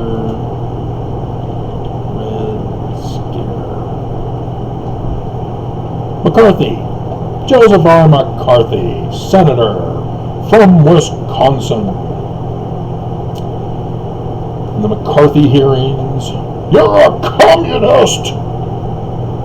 You notice that was been thrown around a lot lately? Communist, socialist. When Trump was pulling Nazi stuff, as Stephen Miller is helping him as a neo-Nazi, the liberal media dared call Trump Nazi behavior. This is what they did in Nazi Germany. And the MAGAs were offended. How dare you! That is inappropriate to make a comparison with Hitler. And then Trump's gone on to confess, well, I've done far worse. You guys just don't know what I did, because I destroyed all the evidence and fired all the leakers. Yay, America's destroyed, and the Mormons didn't save it. Yay, and he's coming back. Yay, I'm sure he's learned his lesson. Oh my God. We're all doomed because of the church being involved. And so, yeah, remember, both Hinckley and Monson gave their over-the-pulpit at conference talks about Thomas B. Marsh and how he was excommunicated for his wife. Wait a minute, somebody else's wife was also accused, when the scriptures tell us, no, it was the guy. In fact, there's more. We can go all the way back to Adam whose wife was accused for him getting excommunicated from the Garden of Eden. Mormons are different, at least under Joseph Smith anyway. Adam was to blame for the fall. Look it up. There's a Doctrine and Covenants section.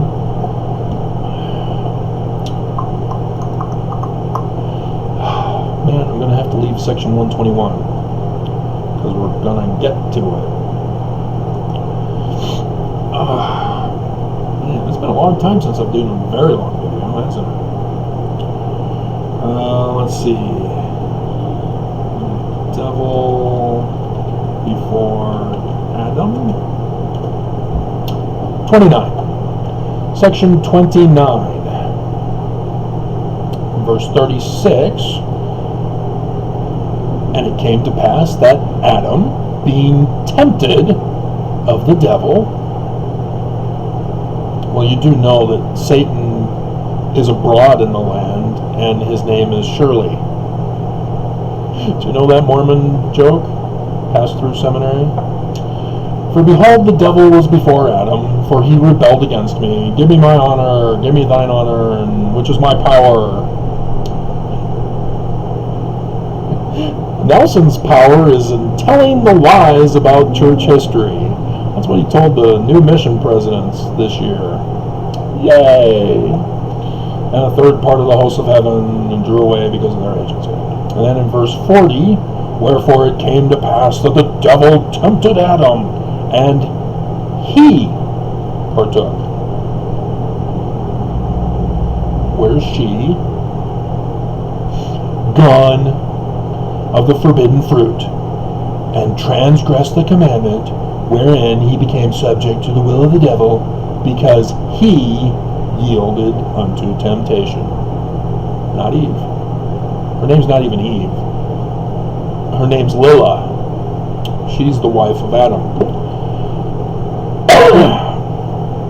In the Egyptian documents, see, you're missing out when you don't watch all my videos. In the Egyptian documents, her name is Nut, and Adam's name is Geb, and Adam is Heavenly Father for Brigham Young. Okay. Heavenly Father is actually Shu, the breath of life that breathed into Adam and made him a living soul. Heavenly Mother is in that passage also in Genesis chapter 2. She's the moisture that allowed for the molding of the clay to form Adam.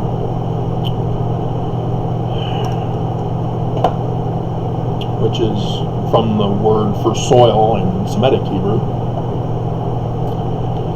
Paleo Hebrew is different. Alright. So yeah. With Martin Harris, his wife is being accused by our church as being the one who wanted to see what Joseph was up to, and she had friends that wanted to see it. No, it was all Martin Harris. Remember, he's the evil man in Scripture. That evil man. It says it in both 3 and 10, in case we missed it. It's not the wife, it's the man. Martin Harris was the evil man. He's the one responsible. And so he took advantage of Joseph Smith at Harmony, north of Pittsburgh. But, yeah, he was part of the Anti-Mason Committee in Palmyra. What's that? Oh, that was something started after William Morgan's disappearance in 1826, where he wasn't able to finish his book that he was working on at the Canandaigua Lodge with the Master Mason there, and the Master Mason then took the responsibility to make sure the book got written and published. And instead Junior does it, sort of. He sort of botches it, losing the 116 pages, and then gets babysat by Oliver Cowdery at the Whitmer's home. while Senior and Sydney finish it off.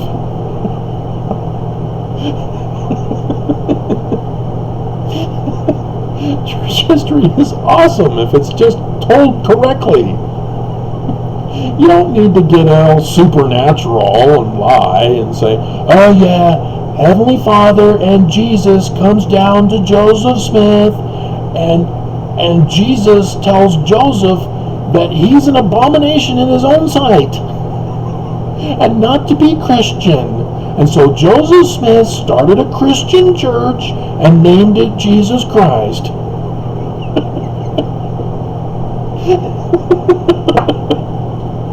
Oh my God. See, me as a kid, it went over my head. I didn't catch on to that. I wasn't told about Constantine and the Nicene Creed. You know, I'm only going, wait a minute. We went over in the Old Testament that no man can see the face of God and live. What's Joseph doing? He hasn't been baptized to receive the gift of the Holy Ghost. So how would the Holy Ghost be over him to, what? And then he's not a boy, he's over 8 years old, so he's not innocent. And he didn't go through the temple, which at that time I hadn't gone through the temple either, so I had no clue about that part of it either, that you can't see the face of God until you've gone through the temple and into the veil, into the presence of God. Let him enter. Should I give you the veil thing? We'll do the ending part. Knock, knock, knock. What is wanted? Adam, having been true and faithful in all things, or having conversed with the Lord through the veil, desires now to enter his presence. Let him enter.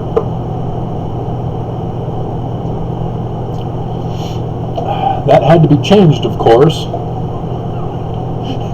With Brigham Young, that was not the way it was. It wasn't Adam at the veil. Heavenly Father was behind the veil. Adam behind the veil. In case you didn't know. But no, it's fake news. It's not written down in a primary source document called the Journal of Discourses multiple times, not just the one place, because others, like Orson Hyde, was vocally outspoken against this doctrine. And Brigham Young then punished him the last year before he died by moving him down in rank because of what I have now called the leadership crisis in 1838, the coup attempt on the church. So they try to coup an election, then they coup the church leadership instead. Because that's what happened. It was a coup by these Danites to overthrow the church. And so who was involved? Brigham Young. He's in the quorum of 12 missionary apostles. They don't have authority to lead the church. They don't have authority to excommunicate. He doesn't even have the sealing power of Elijah, nor what Nelson refused to talk about in conference, Moses' key to lead the church. The restoration of the priesthood in the Kirtland temple, not the Nauvoo temple.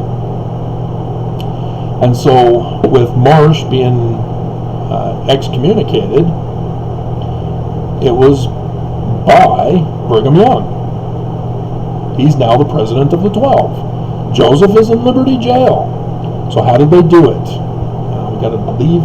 We're not getting to section 121, are we? In section 107, this is how Brigham Young did it.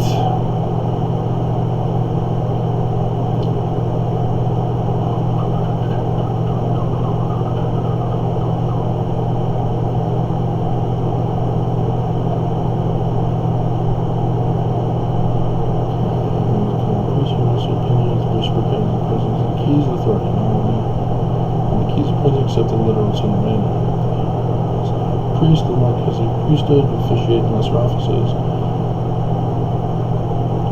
Blessings. Firstborn of band. Power and authority of lesser priesthood. Keys of necessity. Yeah, here it is. Verse 21 tells how it is to be done. And Brigham Young did it this way after he chased people out. William Smith. Joseph Smith put in Brigham Young's 12 to keep an eye on things, and Brigham Young had him excommunicated as well. Joseph Smith, upon getting out of Liberty Jail, put William Smith back in. Needed him there, especially because of Brigham exalting himself, as Joseph Smith referred to in a talk given in June or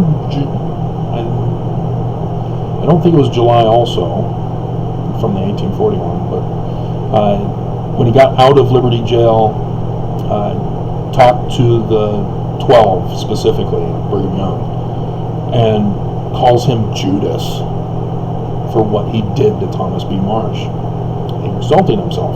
Here's how he exalted himself. Kicked him out with the Danites, threats and such.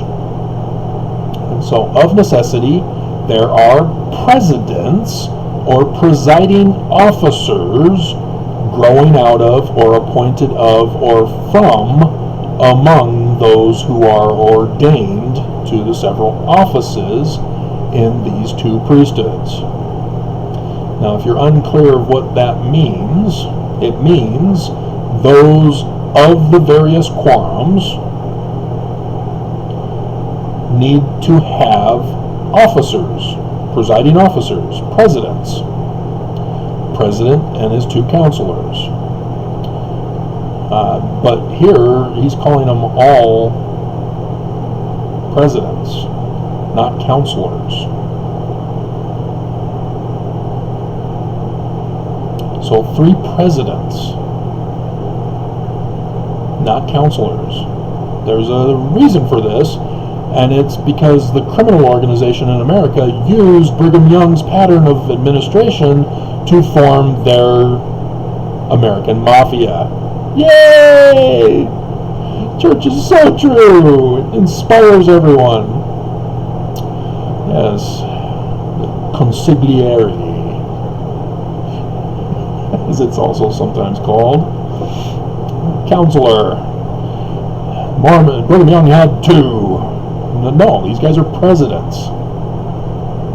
They're all 3 supposed to be presidents.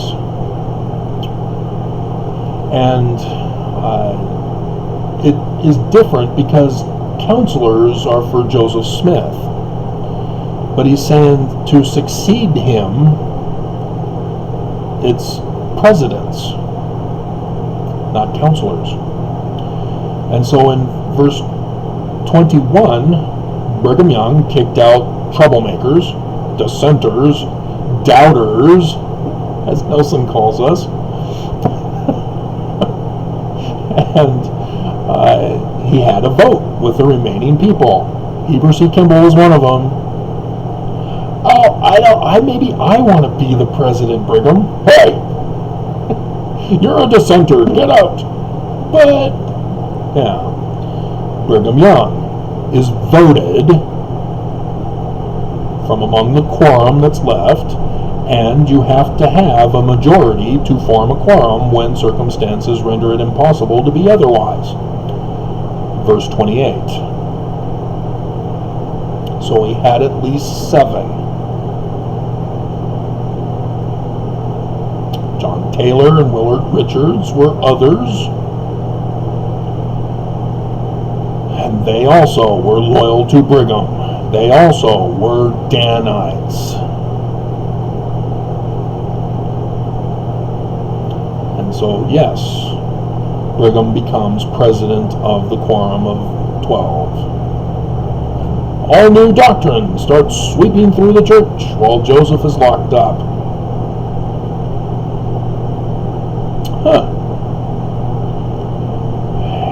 And so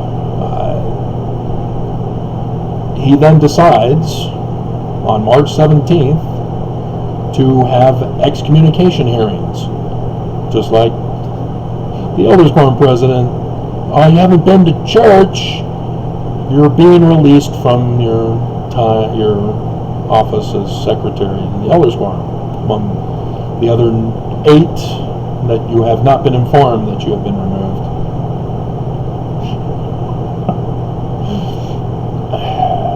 He kept me down. I did all the work in the church, in our ward. And now I'm taboo. I can't be touched, talked with even. Dear God. I made that ward. Literally, he refused. Anyway, I just didn't care. I'm trying to protect myself from the church, trying to have me assassinated. Anyway, and so the Melchizedek Priesthood's presidency of the church is different, and he clarifies that in verse 22. And so we've never been following this anyway. As a deacon, I didn't vote for the presidency. Nope. As a teacher, no, not there either. It was always the bishop who appointed the kid from our class to be the president. And then if we had enough, he'd have counselors and such, but the supervising adult for our group, the group leader, was also assigned by the bishop, called by the bishop, not this process. But we're not even supposed to have kids in offices. It's illegal in Utah. I looked it up once. I found it. Children cannot hold any kind of corporate office. What is the church? The corporation of the president of the Church of Jesus Christ of Latter-day Saints. So all of these little kids, I never became an officer. I was a member.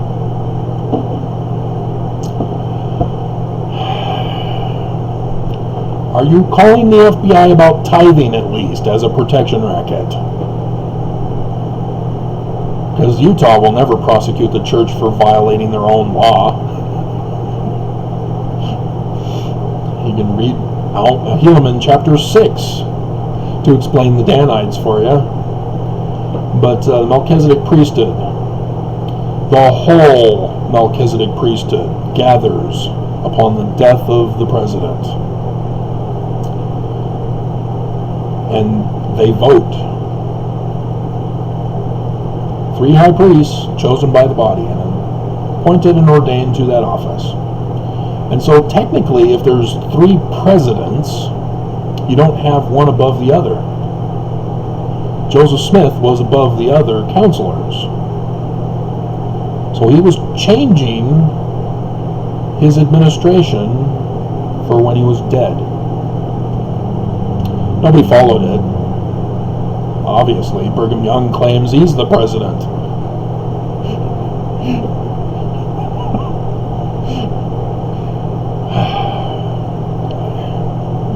God. Alright, so let's go back. Can we go back now? Can we get to 121? Are we there yet? And so, that's the rest of the story of the Liberty Jail. I'm still wondering if the title should be Now You Know the Rest of the Story of Joseph Smith in Liberty Jail, or if I should just stick with what I originally had, Background History of Joseph Smith in Liberty Jail. Or maybe something else that I'll come up with by tomorrow when I start working on the video. But the introduction by Bruce R. McConkie says, Prayer and Prophecies written by Joseph Smith, the prophet, while he was a prisoner in the jail at Liberty, Missouri. Dated March 20th, 1839. There was some excommunication going on March 17th. by someone who didn't have authority to excommunicate. It's supposed to be Joseph. So yeah, Brigham Young sent out letters, and you must appear before us, before me, for your excommunication. Yeah, they just said, yeah, whatever, screw you. Didn't bother to show, and so Brigham Young officially excommunicated him on that day. And there's scriptures that help us with other things that I've talked about. It's been a long time since I've talked about them, but they're there. And I'm going to leave you guessing on that. It has to do with the latter days and this restorer of Joseph Smith's church. But, yeah, the prophet with several companions. Why aren't you listing Hiram as Hiram?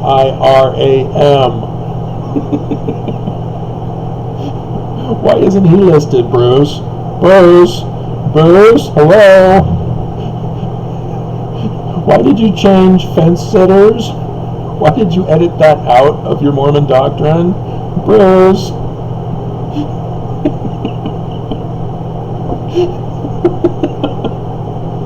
Bruce, where are you? Why does the church no longer publish your Mormon doctrine? Bruce.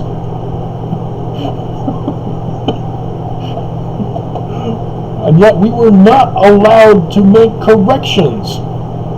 Bruce obviously made errors, and we were told, nope, can't touch it, it's Bruce. And it didn't take long after that when the church said, yeah, we're doing away with all things Bruce. Somebody must have still been alive that was keeping the church from getting rid of all things Bruce, because it's not his son who's got promoted to elders' quorum, or not, no, it was young men's leadership, wasn't it? Or was it Sunday school? Joseph McConkie, I think his name is. He does book publishings on the Second Coming. All worthless crap. He doesn't have a clue. He just rewrites the scriptures. Oh yeah, that's what's going to happen.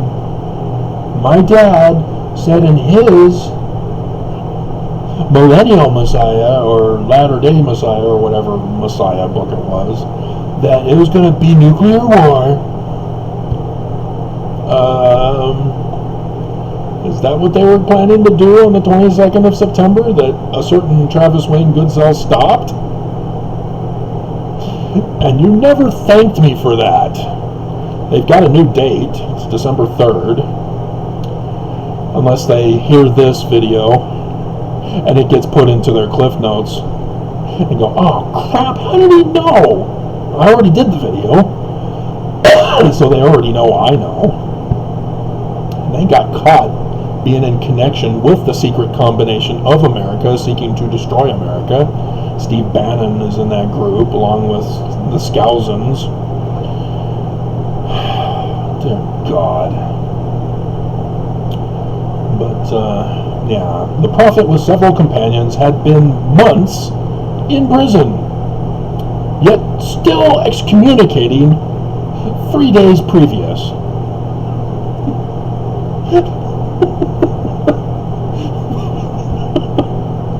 Their petitions and appeals directed to the executive officers and judiciary had failed to bring them relief.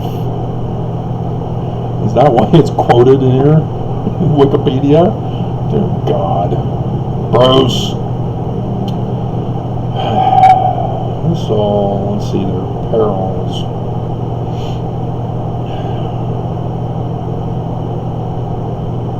I know I found perils. Let's see. How long astray?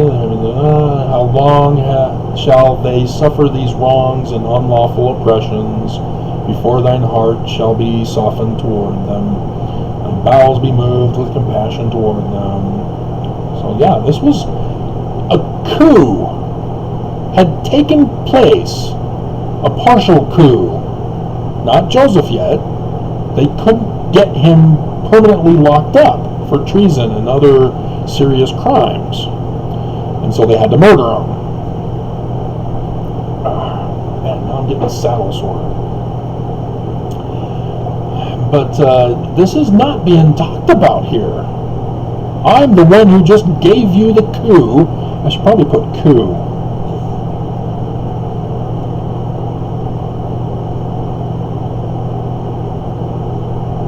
Coup. Joseph's church while in Liberty Jail. Okay, that is a much better one, and now you know the rest of the story. He's dead now. You probably don't know what I'm talking about. Alright. Subject to the devil, Sheol, heart softened, kindred against thy enemies, sword avenge us of our wrongs. That's coming. Remember thy suffering saints. It's not the Danites, I can tell you that. O our God, and thy servants will rejoice in thy name forever. And Jesus, right? Not Amen. We are not Christian. My son, peace be unto thy soul, thine adversity. Adversity? Is that what you're calling it? And thine affliction shall be but a small moment, and you'll be murdered in 5 years hence. 44, 39, 5 years.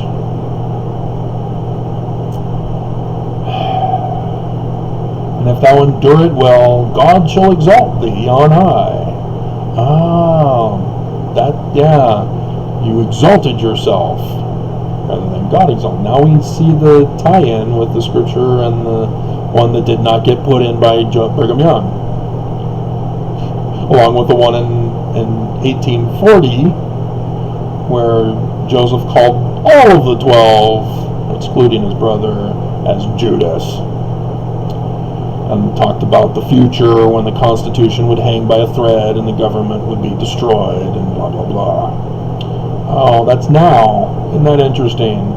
Liberty Jail has to do with now. Is that why the prophets are talking about it? I'm sure they have something else in mind when they were quoting from this. Let's get to it. Over thy foes. Thy friends do stand by thee, not by me. My so-called friends are gone, and they shall hail thee again with warm hearts and friendly hands, said Joseph. Only you knew what was going on behind your back. Thou art not yet as Job. Yeah, and sometime in the 2000s, 2005 to 2008, somewhere in there, I had an epiphany that I am actually worse than Job. I don't have friends, I don't have family, I don't have my church. They turned against me. I even got boils.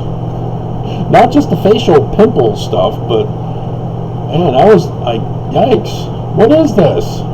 I have a serious allergic reaction to the insulation as I was held hostage by my parents to build their basement. So, wasn't that great?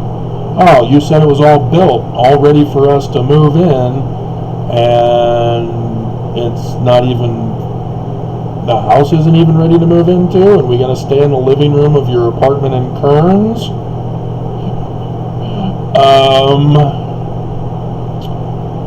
So yeah, I was far worse than Job. I have yet to have everything restored as Job did.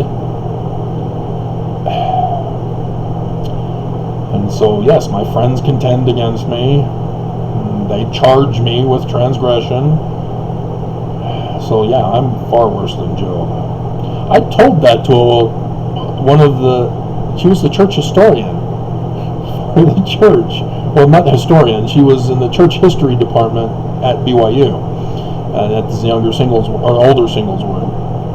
And I told her, I'm worse than Job. She just, it was like I said blasphemy or something.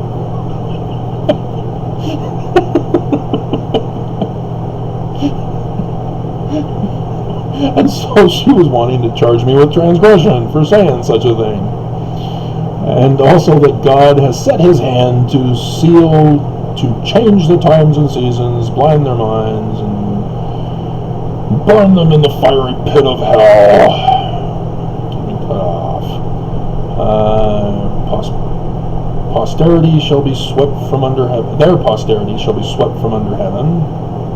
So yeah, he's talking about the latter days, when great destructions and death and cursings are going to happen, which are happening already. Mormons are murderers once again, as they refuse to wear face masks, calling the virus a hoax. Oh, it's like the flu.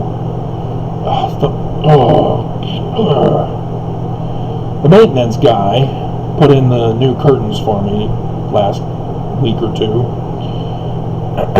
and decided to talk me up about the virus, saying, oh, it's just like the flu. Concerning vaccines. Well, what about these vaccines? Is it just like the flu? Why do we need vaccines? Oh my God! Shoot me! Doggone, take me away! It's not like the flu! Section 45, verse 31. Now you understand why the church, Nelson, a medical doctor, physician, is murdering Mormons, and then paid off Oklahoma $2 million for getting the church back open. Heck of a job. Mission accomplished.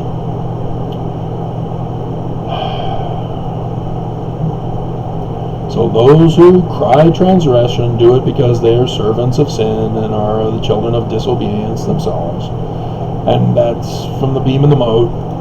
That's where I came up with my fruit comment, because when you know something, you don't quote, you put it in your own words, because you now know. You can explain it yourself now. That which you falsely accuse in another reveals the same and worse fault in yourself. Gee, where did I get that from? That's not in Scripture, Travis. I just read it to you.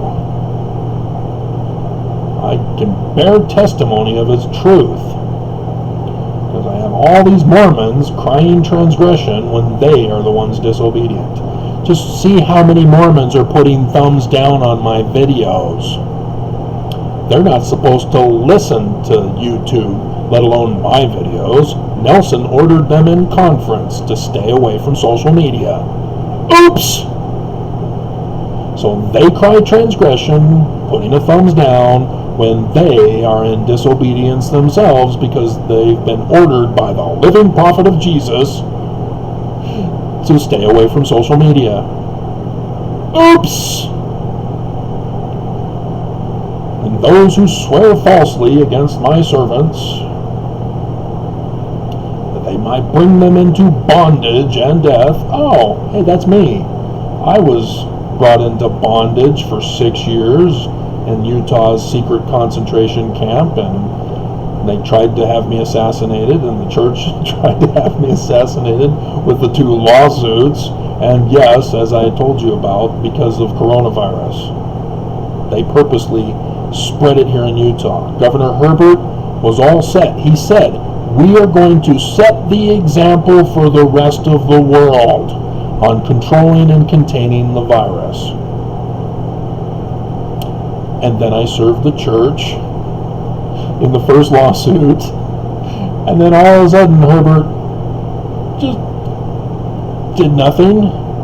Oh, I guess other people are doing it, so I guess we'll shut down. But Nelson just came out and threatened me to open up the church again. So we're opening up early. Oh, the 1st of May. That sounds like a good date. It has nothing to do with the organization of the Illuminati, for which Brigham Young then dedicated the Nauvoo Temple on as a tribute. Because the Illuminati's a hoax. Oh dear God. Where's Perils? There's Perils in here. Where is it? Don't make me look it up. You're making me look it up. Alright. Oh. Man, I'm saddle sore. 6:30. Holy crap. I still have to get the coronavirus deaths for today. Perils.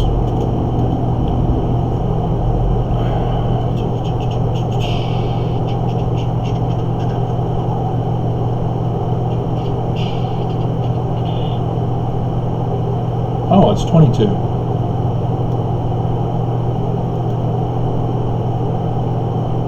Oh, yeah, it's still Liberty Jail.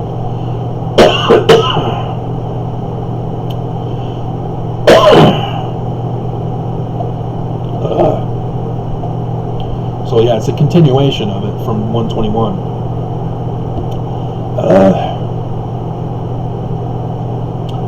Alrighty. So this is the one I wanted.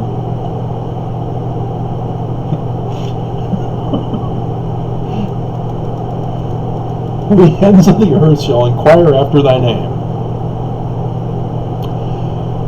because the Church of Jesus Christ of Latter-day Saints will lie about it. And fools shall have thee in derision. Oh, that's the Mormons. Literally, Mormons are throwing Joseph Smith under the bus. They're throwing him in derision. Those are fools, Mormons. They blame him for every crime and say, oh, well, he was a prophet of God, so he's not guilty of crime. Crime is not a crime when you're the prophet, and so it's okay that he was a polygamist and raped little girls because he's a prophet. That's the Mormon excuse. Have you ever thought maybe the Danites? No, you can't, because Brigham Young was the leader of the Danites, and that would mean that the Brighamite Church branch off is not authorized, let alone criminal, and got shut down by the United States for being criminal, and yet you're still trying to perpetuate through Brigham Young to Joseph Smith, even though you can't restore Brigham Young's church. Have to leap over, quantum leap over, to get to Joseph. No.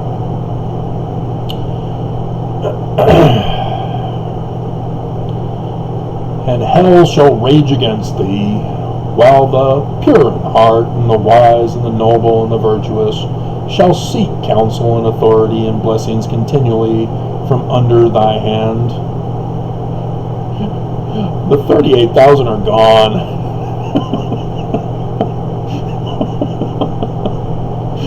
Do I have at least one? We will not destroy America if there be 50 righteous. We do not destroy America if there be 10 righteous. What?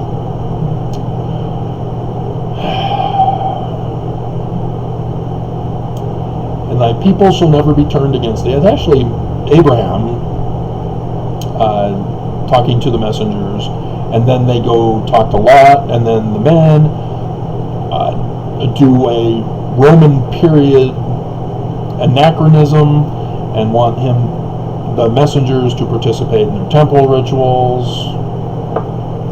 Everybody misses that on purpose. And it's apocalyptic literature anyway, right? 38,000 watched that video I did the other day. Let's see. And thy people, the Mormons, shall never be turned against thee as the Danites by the testimony of traitors. This is what Nelson was referring to when he's using perils. Because who have testified against the church? Oh, that whistleblower. Nelson called him a traitor in conference. Guess who else is a whistleblower with lawsuits against the church? He's calling me a traitor over General Conference. He uses the word perils. And although their influence shall cast thee into trouble, I can certainly hope so, but the AG is going a little slow. And into bars and walls. You mean brothels? Thou shalt be had in honor. No, they want me erased from history. Those 6 years, I was gone. I was erased, literally. They sealed the court documents. I was gone. But for a small moment, and thy voice shall be more terrible in the midst of thine enemies than the fierce lion that Samson killed. Because of thy righteousness, and thy God shall stand by thee forever and ever. If thou art called to pass through tribulation, President Russell M. Nelson, if thou, Russell M. Nelson, art in perils in the coming days ahead, among false brethren,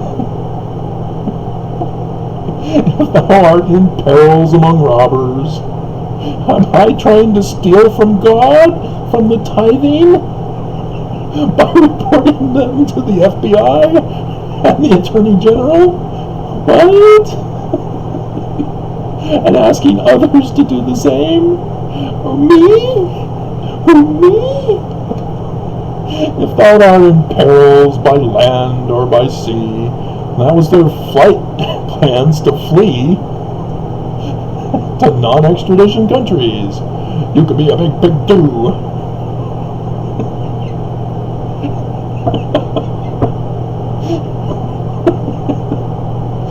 That's the wrong show, actually. That's a different part of Africa. The Madagascar one is the Limu.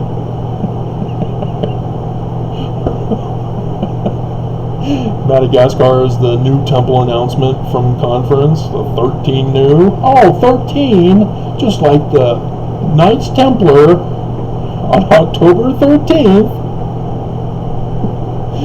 were put in peril by the main church.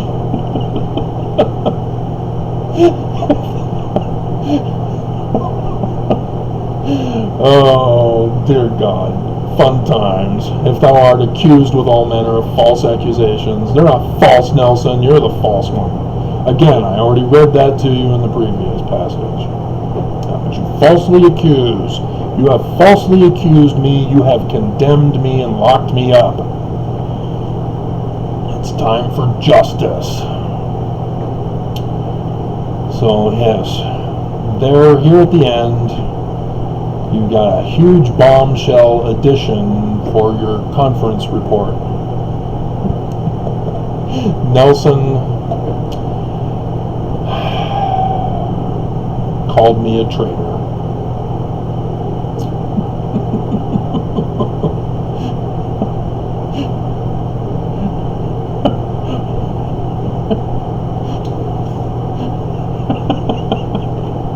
I could put AKA Nelson calls me a traitor.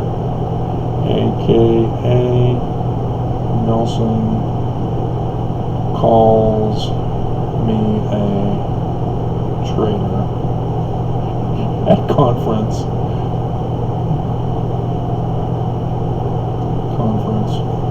Maybe that'll be a second page.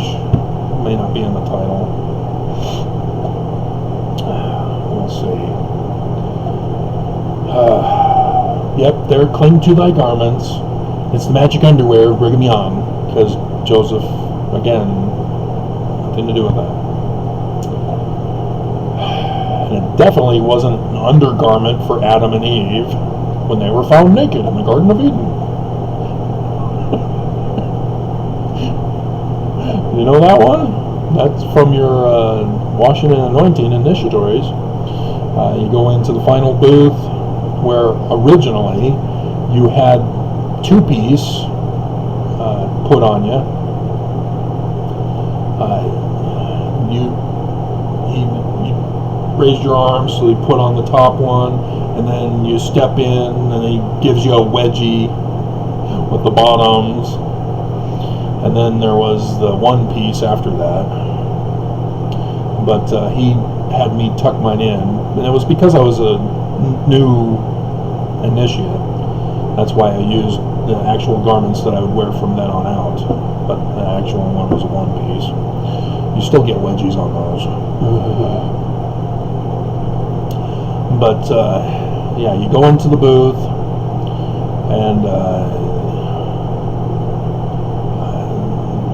I can't remember how it starts. I could probably go to the one site and then be able to finish it. But represents the garment given to Adam and Eve when they were found naked in the Garden of Eden, and is the garment of the holy priesthood, inasmuch as you are true and faithful and do not. Inasmuch, I'm gonna have to look it up, aren't I?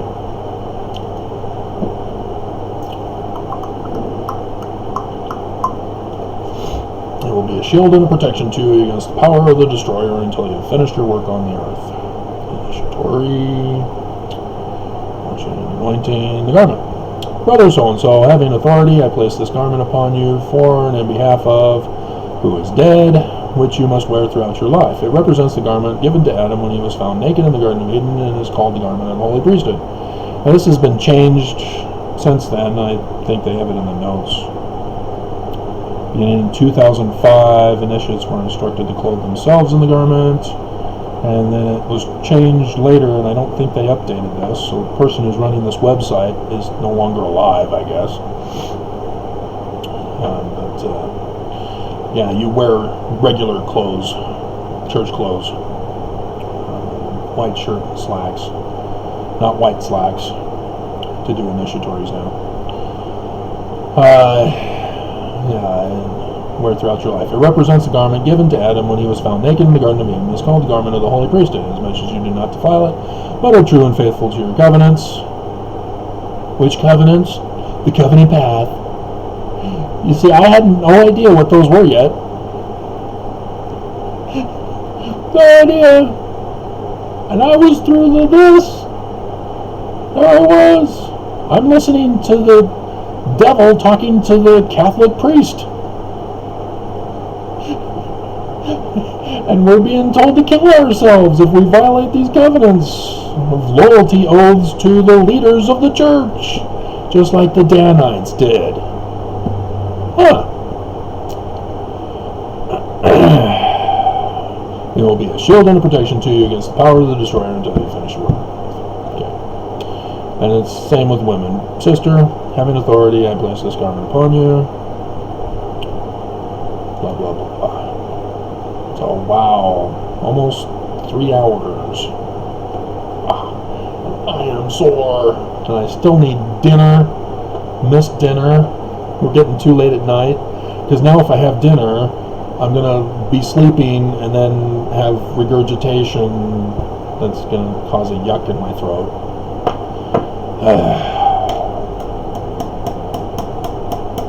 The other option is to stay up late. But then that'll screw up my sleep schedule, and I won't be able to run in the morning, and I already missed this morning. Well, I did a partial. I was very heavy this morning. It was weird. It's like the Earth's gravity somehow is heavier on certain mornings. It's weird. Oh well. Alrighty.